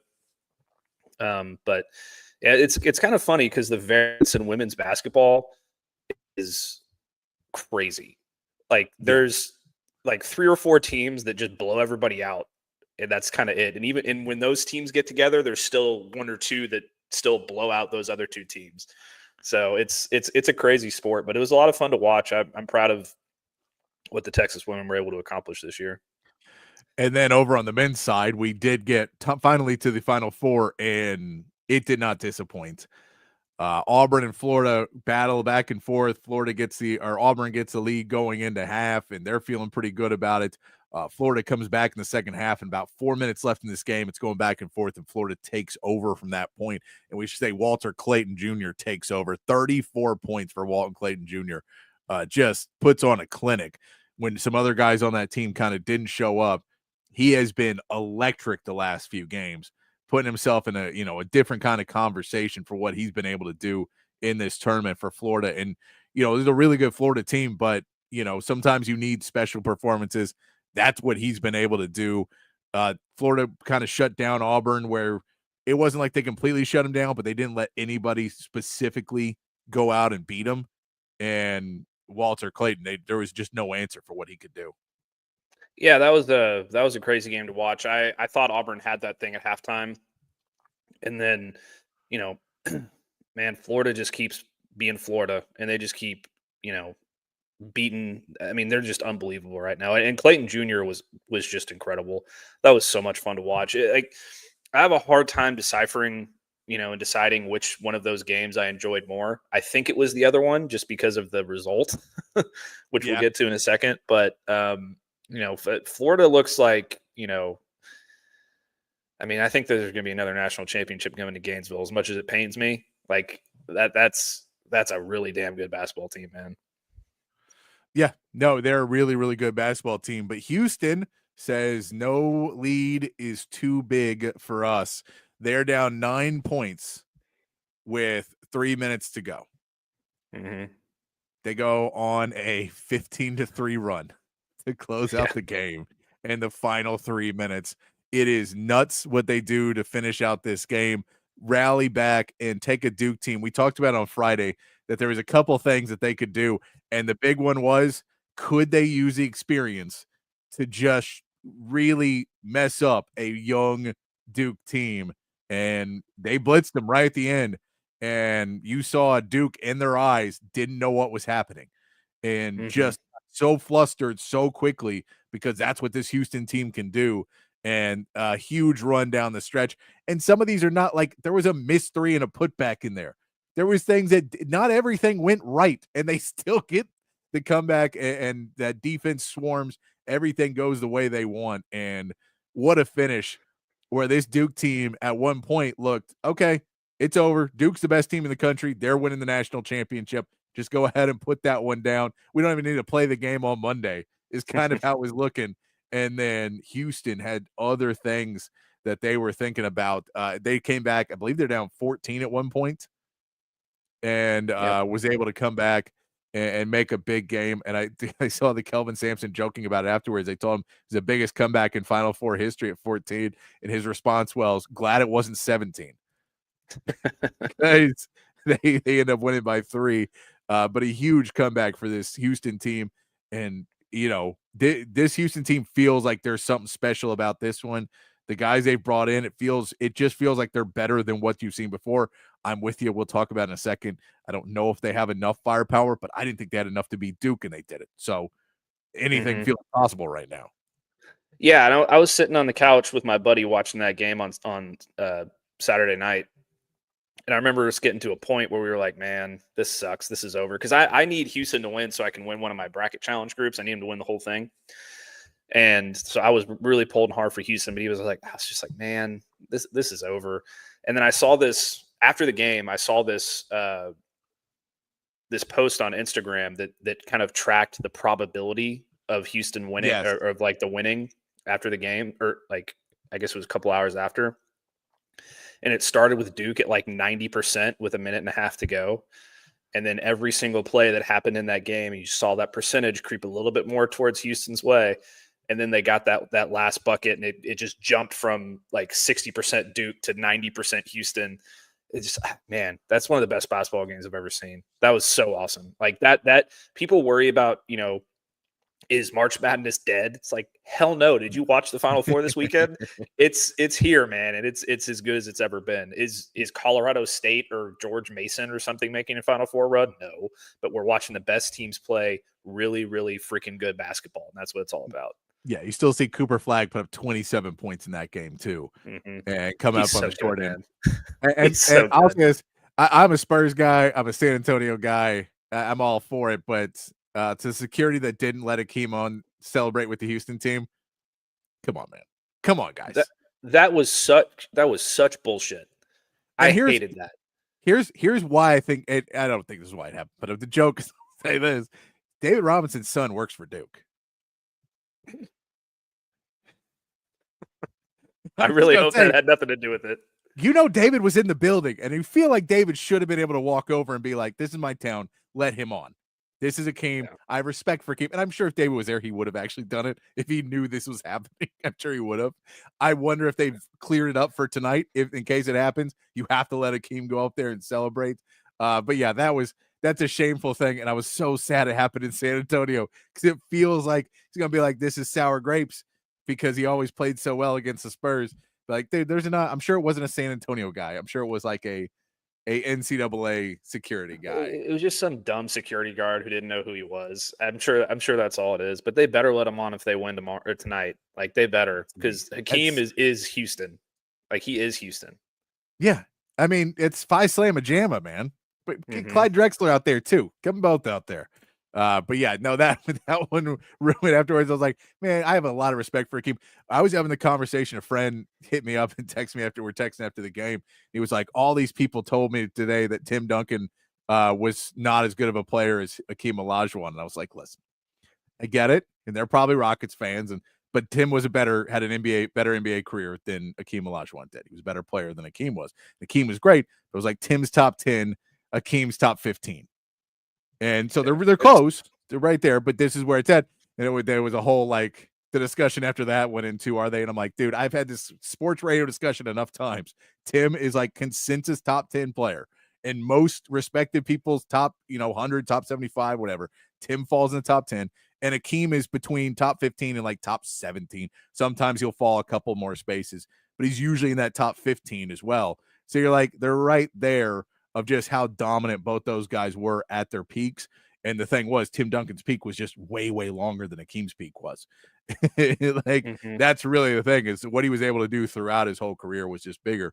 But yeah, when you say this guy is one of the greatest players in NBA history, probably the greatest player in Houston history, you got to let him up there. I know. And it only got mad because I was like, it's in San Antonio. Like he's played in this building. Yeah. Is there a better player in Rockets history than Akeem? I really can't think of one. No, I don't think so. Yeah, I mean he's got to be it. He's one of my 3 favorite players of all time. I love that guy. I would love to have a healthy argument on him versus Tim Duncan. I would lose that argument because I do objectively think that Tim Duncan's a better player. But I would go to bat for Hakeem all day, man. He's not just one of the best centers of all time. He's also just one of the best people of all time. Oh yeah. 100%. And that's the thing, is like him and David Robinson used to have that back and forth, and Akeem owned David. But if you were able to be a fan of either one of those guys, and I'm glad David's getting some of his flowers now. People are starting to look at some of his stuff and be like, oh, this guy was way ahead of his time and was a different type of player. And, because Tim came along, people I think maybe thought that David was so far. And I'm like, but he's still a top, probably 30 player, top 20, 30 player in the NBA. David Robinson was, because he was so different. And so I was happy that people were shutting. But you're like, that was another guy was like, dude, that guy was the nicest guy growing up. He was, so him and Akeem just were models of society. Akeem had those $34 shoes because he didn't want people fighting over his shoes and stuff. And both those guys were pillars of the community. So yeah, if Akeem's back there tonight, you let him up and you let him do what he wants to do. I know it's San Antonio, but you let him do what he wants to do as a diehard Spurs ride or die guy who's covered the team and followed the team my whole life. Yeah, let Akeem celebrate if Houston wins tonight, because that would be an epic achievement as well in the transfer portal and NIL era. For a Houston team to win would be crazy, and it would really stick an argument in all the NIL stuff as well, because they're paying it, but I can't imagine their roster costs what some of these other guys are paying. No, there's no way that the Houston roster costs as much as the Duke roster or the Florida roster or the Florida roster, probably the Auburn roster either. Yeah. Like, So hats off to them, man. They better let Hakeem hold the damn trophy. Yes, give them the trophy if they win. But I don't know if they're going to win. I'll say this. They play tonight. This is a game. If you're Houston, you shut down Walter Clayton Jr. That's number one in the game tonight. Florida is a favorite, but I think they're pretty small favorite tonight for Florida in that game. I think it's only a couple points if it let me pull it up real quick. But yeah, if you're there, it's Walter Clayton. You know, if you let him go off for 30 points, you probably don't win. 1.5 point favorite. So it's a real toss up right now.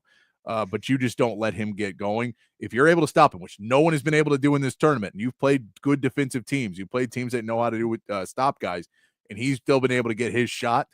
If you're able to do that, you got a real shot if you're Houston. But if he's going to be able to get what he wants, I just don't know if you have enough firepower, because this is a really good defensive Florida team too. So they're going to be able to slow some of your guys down that maybe don't have the same explosiveness as Walter Clayton.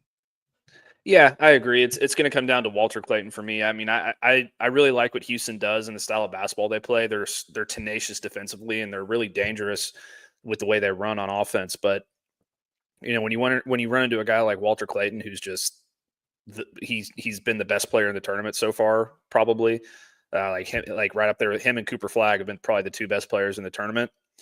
I mean, if he's going to go out there and get you another 30, then it's going to be really, really hard for Houston to come away with a win here. But, you know, crazier things have happened. I mean, Cooper Flagg had 27 on Saturday. If he would have had 30, they tie it. Yeah, that's true. if they could hold Walter Clayton to 25, maybe they'll have a shot. Yeah, no, I know. And so it's going to be a really good game tonight. I'm looking forward to it. But yeah, that is, if Houston wins, let Hakeem go out there. If they don't win, that's fine. Then he can go and you get him out of the building. But enough respect for Hakeem Olajuwon. Come on, guys, have some respect. Yeah, I think the SEC really needs Florida to win this game too, because if it's the best conference ever for a season and then you don't win a national championship, it kind of taints that legacy a little bit. It does hurt it a little bit. Yeah. The SEC should be rooting for Florida tonight for sure. But yeah, it's going to be a really fun matchup. And if it's anything like the Final Four games, it's going to be a hell of a game to watch. Definitely looking forward to watching that one tonight. A little bit later too. Now, you know, we don't have to do the get off air and immediately turn the game on, which happens too often. But that'll be a fun one. Texas baseball over the weekend as well had a really good weekend.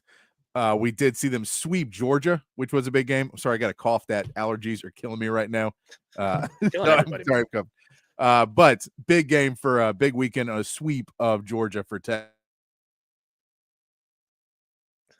Sorry, try not to keep coughing over there. Cough on Mike.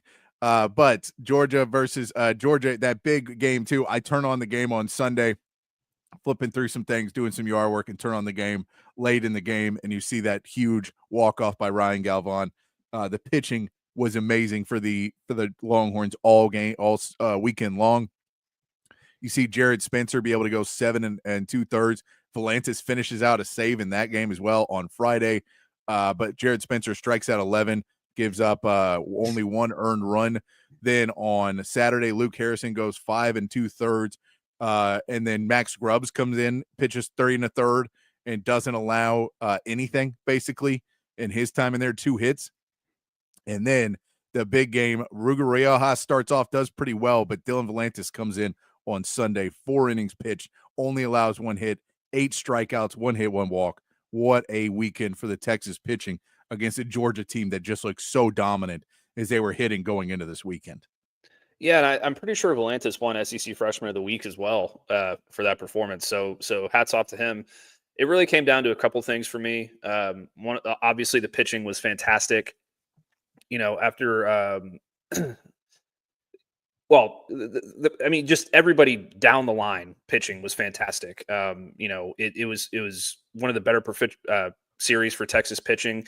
The offense was clutch, and listen, with the way that this season has been going and the hot start that they got off to, you thought that like maybe when they hit the SEC schedule, things are going to kind of start to slow down a little bit, because, you know, pre-conference in college baseball can go any way, you know, you can imagine. But once you get to the toughest conference in the country, you're going to really see what you're made of. Texas just beat the brakes off of one of the best teams in the country. Sweep. Absolutely huge series. Now they're ranked number 2 in the country. you have officially put college baseball on notice that this is a real baseball team. This is a team that can contend for a title, and that's huge. In year one under a new coach to be able to do something like that, that's amazing. And this is just the slosh effect. I keep bringing it up, but it's the slosh effect, man. It's amazing. Yeah, no, I mean, and yeah, we see early now as a pitching coach, the difference he's making on that pitching staff.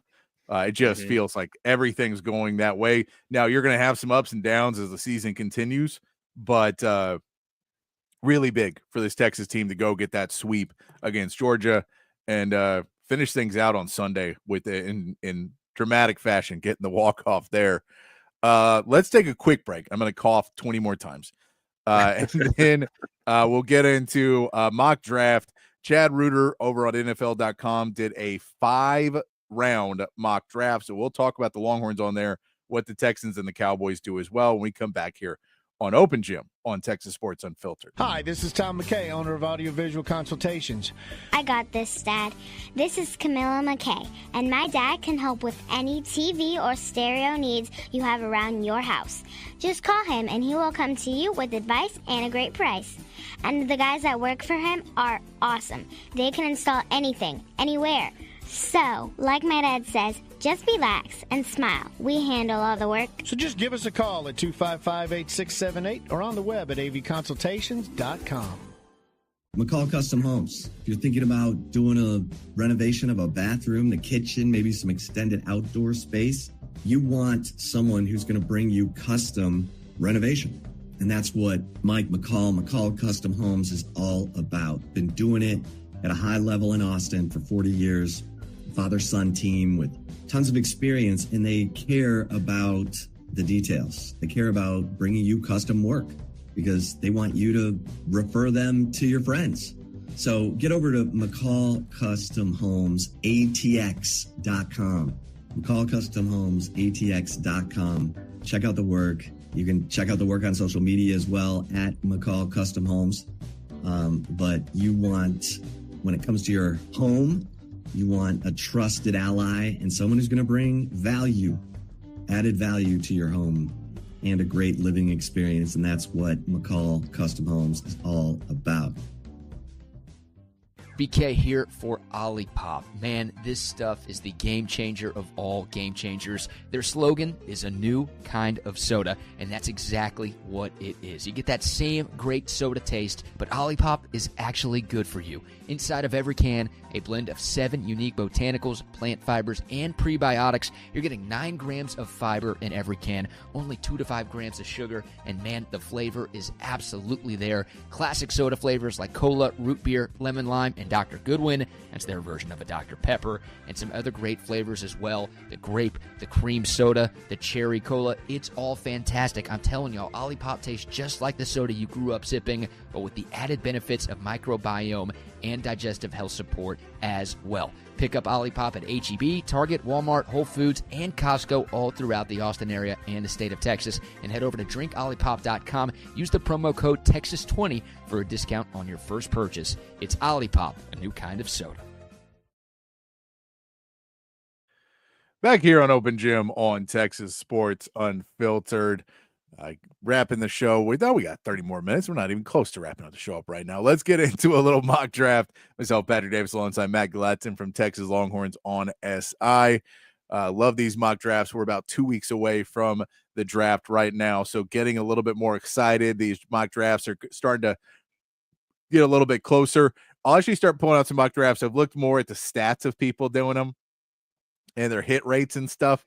So maybe I'll pull out some that I've seen of some of the guys who really hit around the time when they hit on their draft, so we can check out the high rate guys. But it's also really fun to see some of these guys that do multiple rounds, because you get a feel maybe a little bit more of where Texas players are going to end up.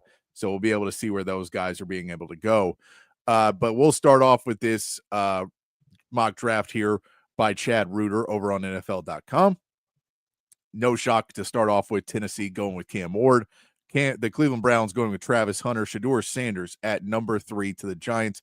That is feeling more and more like what it's going to be. I know we've heard a couple of people say that the Giants and Browns may be out on quarterback, but it still feels like Shedeur is going to end up in New York.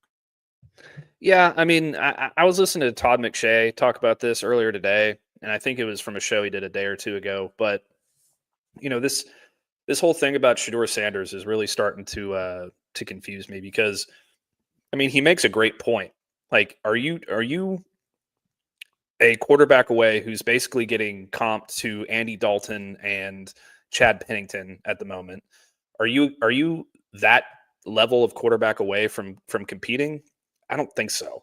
So I feel like if the Giants do take a quarterback, it's because they trade down and they get Jackson Dart or something like that, because I think he has a higher upside or a higher ceiling.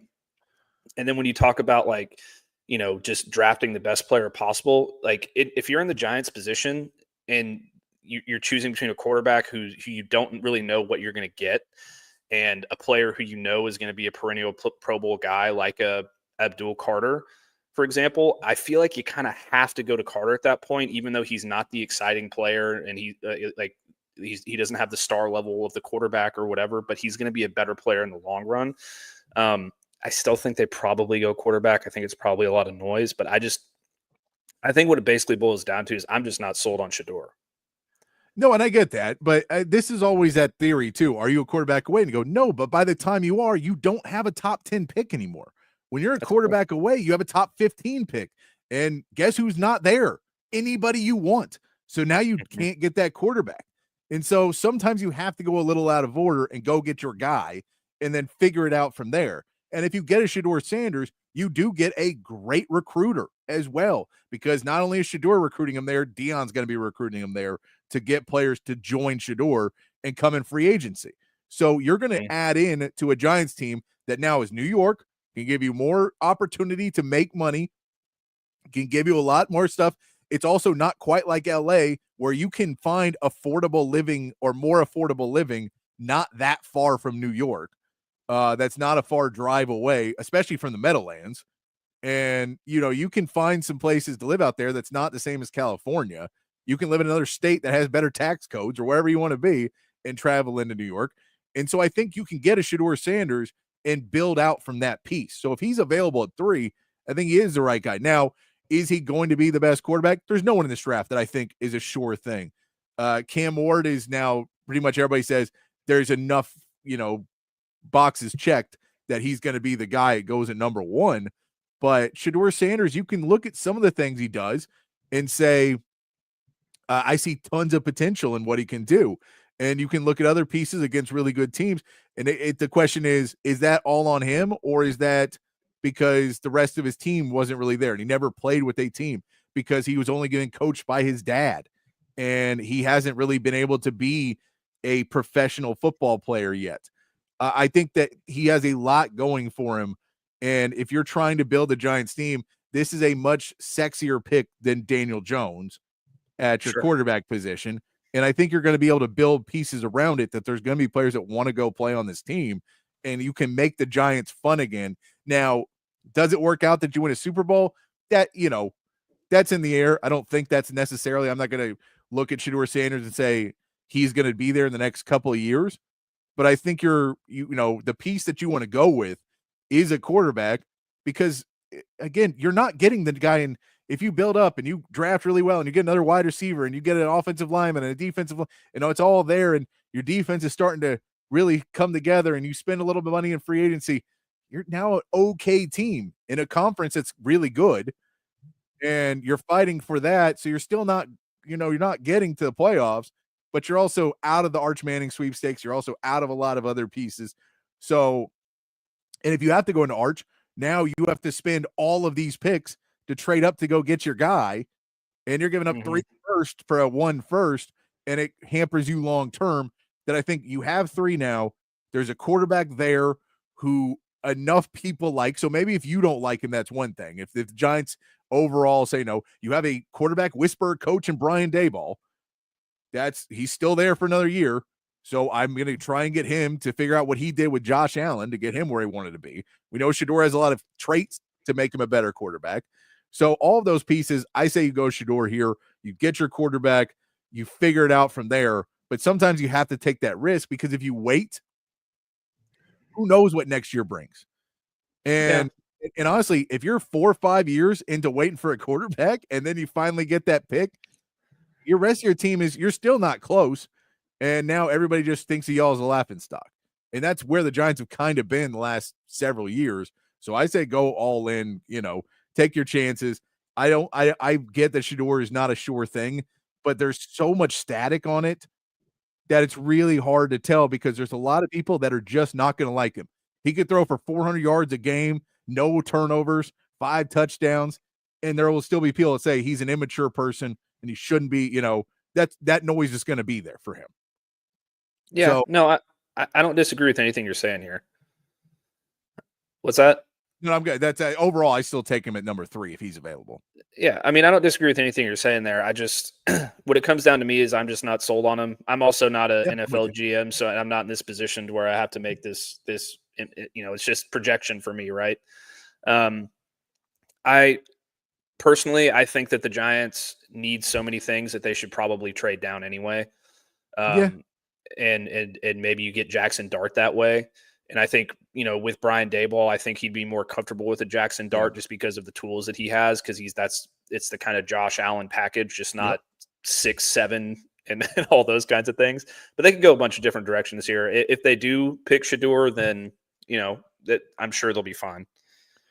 No, I agree with all that. And I think if you're able to trade down to still in the top 10, then you can still get a Jackson Dart. I don't think you trade back and hope and pray because that's how it gets you in trouble. So you can only trade back so many picks to go get him.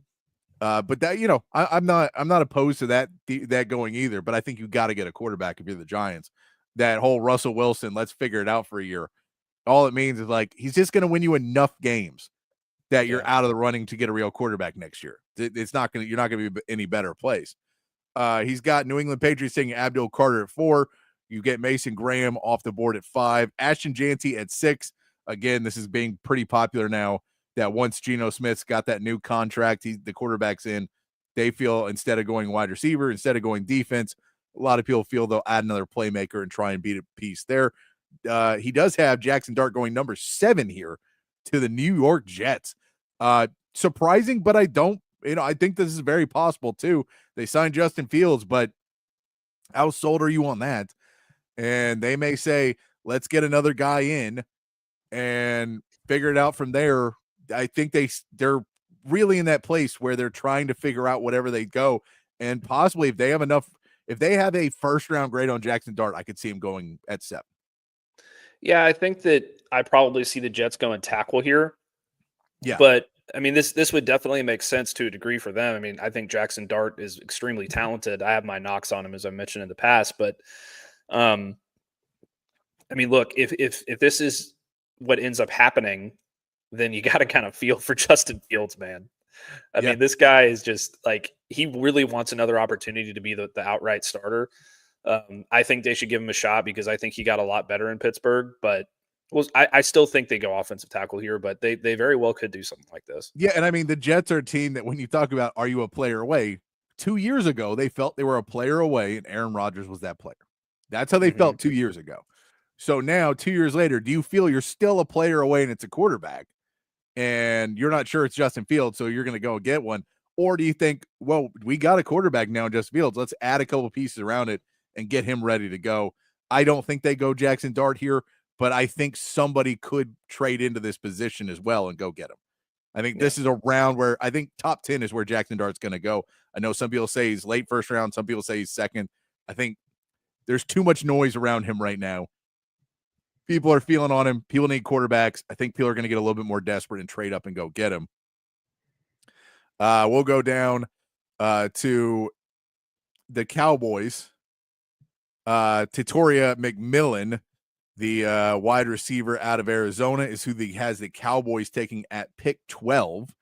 We've talked about this a little bit more, but this is another wide receiver that fits well along CeeDee Lamb. Seems to be a fit there for the Dallas Cowboys.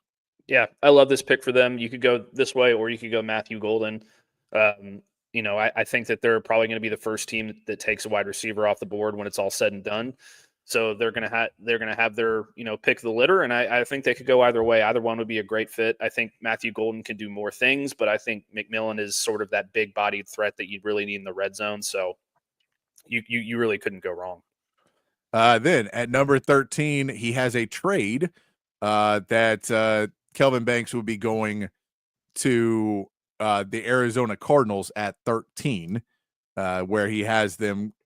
So another player off the first Texas player off the board at 13.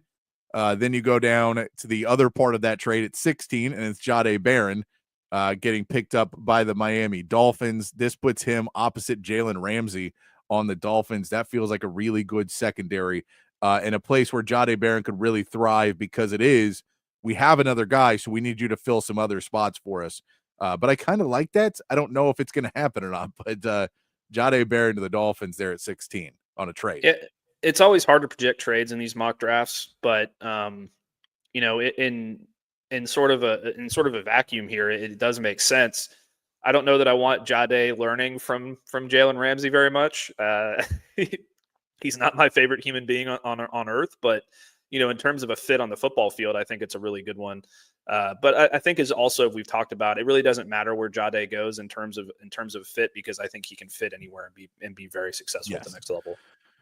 Then pick 25, he has the Texans taking Derek Harmon, defensive tackle out of Oregon. I don't know about that one for me. I don't believe that they're going to go defensive tackle in that first round. You need somebody to replace Sheldon Rankins in a following year, but I feel like you have other needs that are much more prevalent than that. So I know you're not getting your first choice at wide receiver, but there's some really good wide receivers still available on his board at this point, and they would definitely go with that over a defensive tackle. You may see offensive line, but I don't see defensive line being that first pick. Yeah, I totally agree. Defensive tackle is not on my list of needs in the first round for them at all. I fully expect them to go wide receiver or offensive line at this point. It's just the holes are just too big there. You do see your favorite Walter Nolan getting traded up for by the Philadelphia Eagles, something that Matt always hates to see.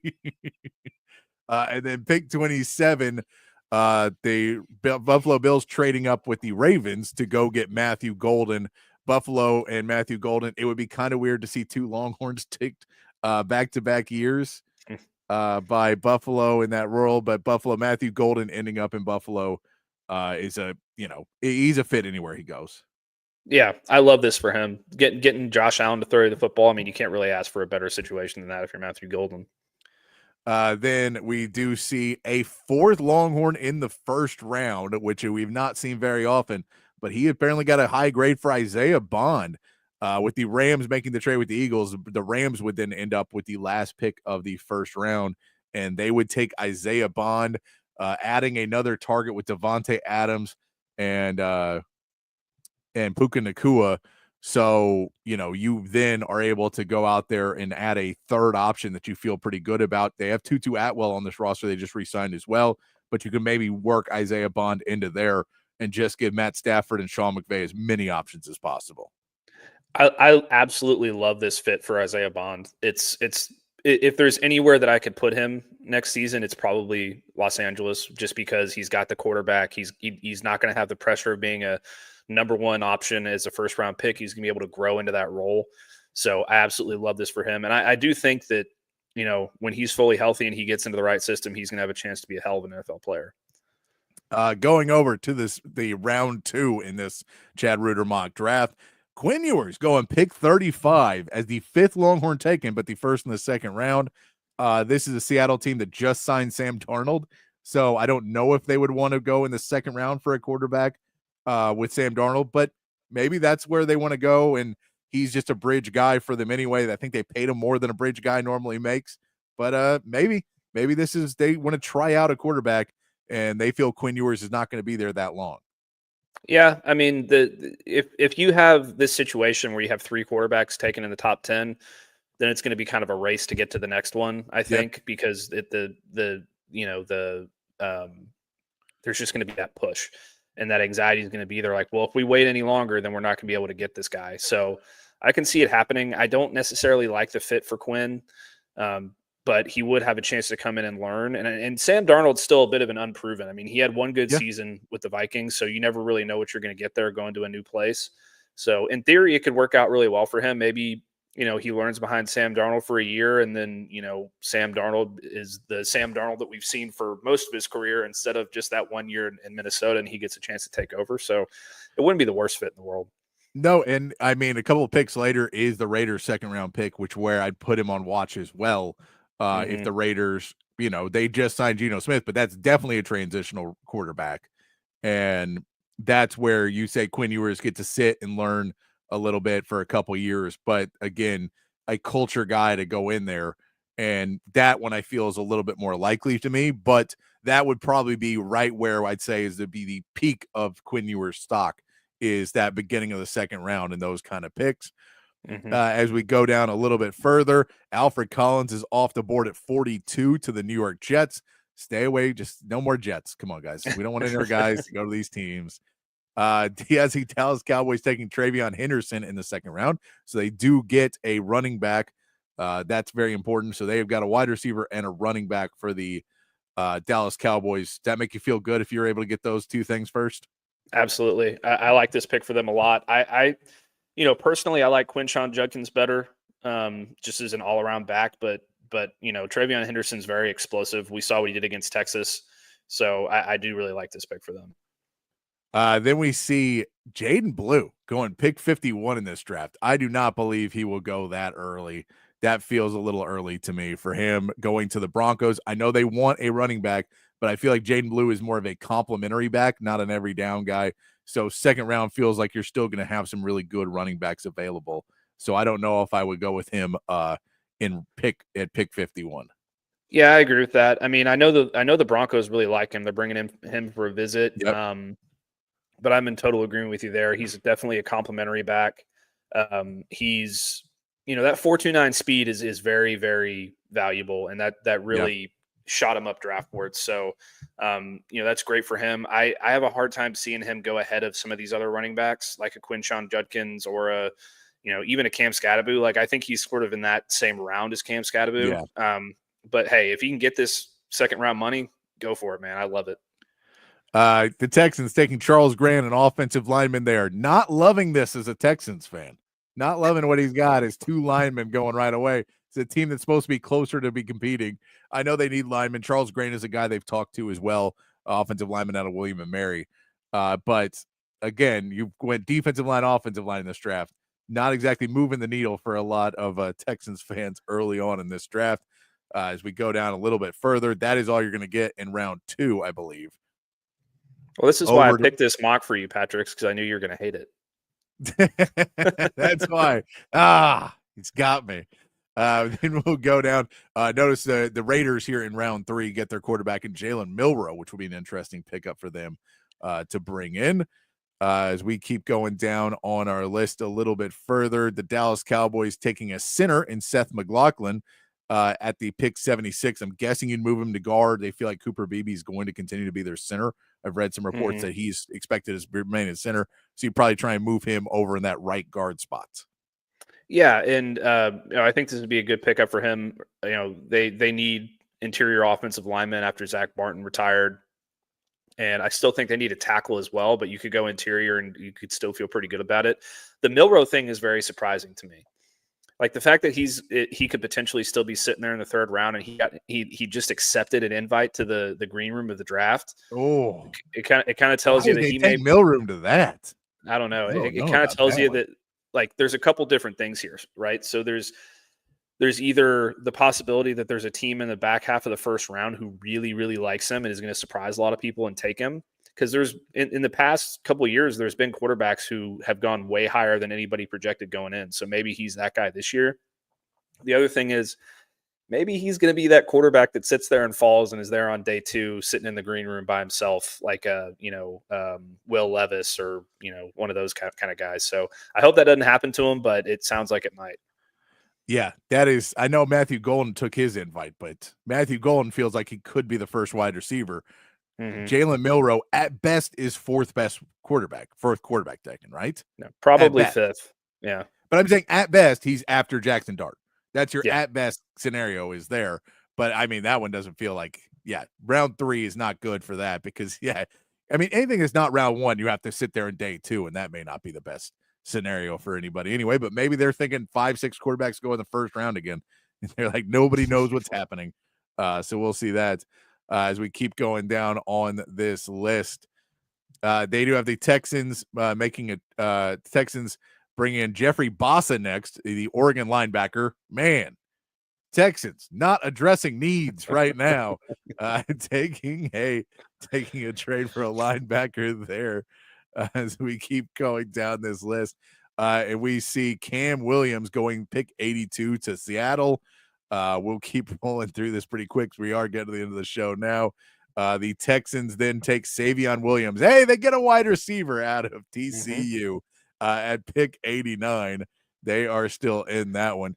Danny Stutzman, by the way, going to the Rams. So the Rams would end up with Texas and a Sooner. I don't know if that works, if they would have massive demand to get traded after that. If you put those two guys on the roster together, as we keep scrolling down through this. I know that one of these picks is for the Cowboys at 171, but they don't have that pick anymore, so that you can kind of scratch that one off the list. We'll scratch that one off that list. But yeah, as we keep going down the list, we'll see if we see any more Longhorns before we get out of here. I feel like I had them picked out before, and now late into the show, I've forgotten where they all are. Gunnar Helm going 127 to the Rams. Rams are loving the SEC right now in that Red River rivalry. They have picked a lot of players out of it. But there is another Texas player for you in round 5. We'll go through this last round. And I don't think that Texas has anyone drafted in this last round as well. So a decent draft for Texas in there. I think they'll have more players taking the first 5 rounds than what is on this list. I also don't think the Texans will do all the things that are on this list, but that's just me. I don't think I'm smarter than Chad Reuter. I just those are things I believe would be different. Yeah, Chad Reuter, his mock drafts were always interesting. The last one I saw from him had had the Cowboys with their first 3 picks, I think, or 3 of their first 4 picks going with all Ohio State guys, which I don't think is possible. But it's still an interesting draft, especially with the top half there with Jackson Dart going to the Jets and all those things. So I like it. All right, let's get to our meathead of the day before we run out of time here, Matt. Meathead of the day today coming from the world of basketball. Wemby will slowly change the DNA of the league because you're going to have to get bigs to match them. No. And I hate putting myself forward in time, but I will make both of them quit. You'd make Wemby quit? Oh, yeah. I'm going to back his ass, an elbow right in his mouth. You know what he's going to do all night? Shoot them 3. And if you miss, I'm going to run right by you and fucking post, and you're going to be screaming. You have 3 seconds. I'm going to make them quit. To me, any guy that's 7'4", 7'5" that shoots boundary jumpers, they don't want that funk. Because if I'm 7'4", I'm trying to make everything easy. You guard me, you 5, I'm not shooting a 3. I'm taking your little time. But you want to shoot 3s and do all that? Okay. I will make all of them quit, and they know it. But having bigs that can shoot on the perimeter, that's not an advantage to a team to have that as an added weapon. Yeah, but you got to shoot a high percentage. Like, ain't no big shooting above 50%. Jokic is 43% from 3 this year. That's pretty good. Top 5 in the NBA. But you know what I'm going to be down there? 65, 70. And if you piss me off, 75, 80. You throw that elbow early on. Oh, yeah. The first play of the game, I'm trying to knock your teeth out your mouth because I know you're not going to fight. Okay. Shaquille O'Neal, meathead of the day. Yeah, I have a huge problem with all of this. For one thing, Wemby is probably the most unbelievable talent that I've seen come through the NBA in a very good long while. I mean, I'm the biggest Lucas stan there is on this planet, but Wemby is 7'5" and doing just about everything you could possibly imagine a guy that size doing, and doing it better than most people. He's defensive player of the year candidate every year. He's doing all these different things. The dumbest part about this whole thing from Shaq, and he had another one from this show too, where I was just like, dude, shut up. You don't play in the NBA anymore. There is nobody like you in the NBA anymore. The entire genesis of your argument is stupid because there is not a 7'1", 400-pound guy that can run like you could and it was strong as you are. They don't exist. So the whole idea that, if I was playing, you're not playing in the league. You're not. So it doesn't matter. Your whole argument. There's been one in the history of the NBA. Yeah. You can't elbow people in the league. You can't elbow people in the mouth anymore, Shaq, either. So no, and by the way, he didn't do it. He didn't do it then either. It's all BS. But this is Shaq's thing. I hate to put myself. I don't like to do this. Shaq, every single conversation you have about basketball today is what you would do in it, because you don't care about basketball. You don't care about the game today. You care about yourself. They need to take him off TV. Take him off TV. Take him away from every one of these things. The NBA has to start doing quality control, and these people who only care about their game and what they did need to get away from the game of basketball. They're killing it because all anybody hears about all day is how much better the 90s were. And you know why? Because you hired all the guys from the 90s, and they walk out and go, we're better than they are. Stop doing that. Charles Barkley doesn't do it as much because he understands about the game and he wants to have a good basketball game. Kenny Smith doesn't do it until you put Shaq in there, and Shaq walks on and goes, no one could play with me. I was the greatest player who's ever lived. I'm number one. LeBron James can't play with me. No one should ever play basketball ever again in their lives because I would have beat him. Oh, yeah, absolutely. He also said that LeBron couldn't have played back in the 90s because the game was too physical. So he would have broken down. He would have gotten injured. It's like, man. And he would have elbowed him in the face, I'm sure, too. LeBron would have been elite in the 90s because he knows how to take care of his body. That's the reason that he's been playing for so long, is because he's an insane athlete. Yes. Just stop. Crazy. All right. Just stop, Shaq. Just stop. Just go away for a while and stay. But go away for a while. You and Draymond Green can go sit around and talk how you're so much better than everybody. All right, we got to get out of here. We'll be back tomorrow. We will talk some NBA storylines too this week, as it is the last week of the season, and a lot is crazy. 4 teams right now tied between 5 and 8. The Lakers could finish at the 2nd seed or the 8th seed. Both are still possibilities with like 4 games to go. It is nuts. We also get the Luka return to Dallas game this week. Lots of fun in the NBA. We'll get into more Texas football, Texas basketball, and all the good things this week as we continue on. But for myself, Patrick Davis, and Matt Galatzan, have a great weekend. Be kind, be safe, and keep your underwear clean. We'll see you right back here tomorrow for more from Open Gym.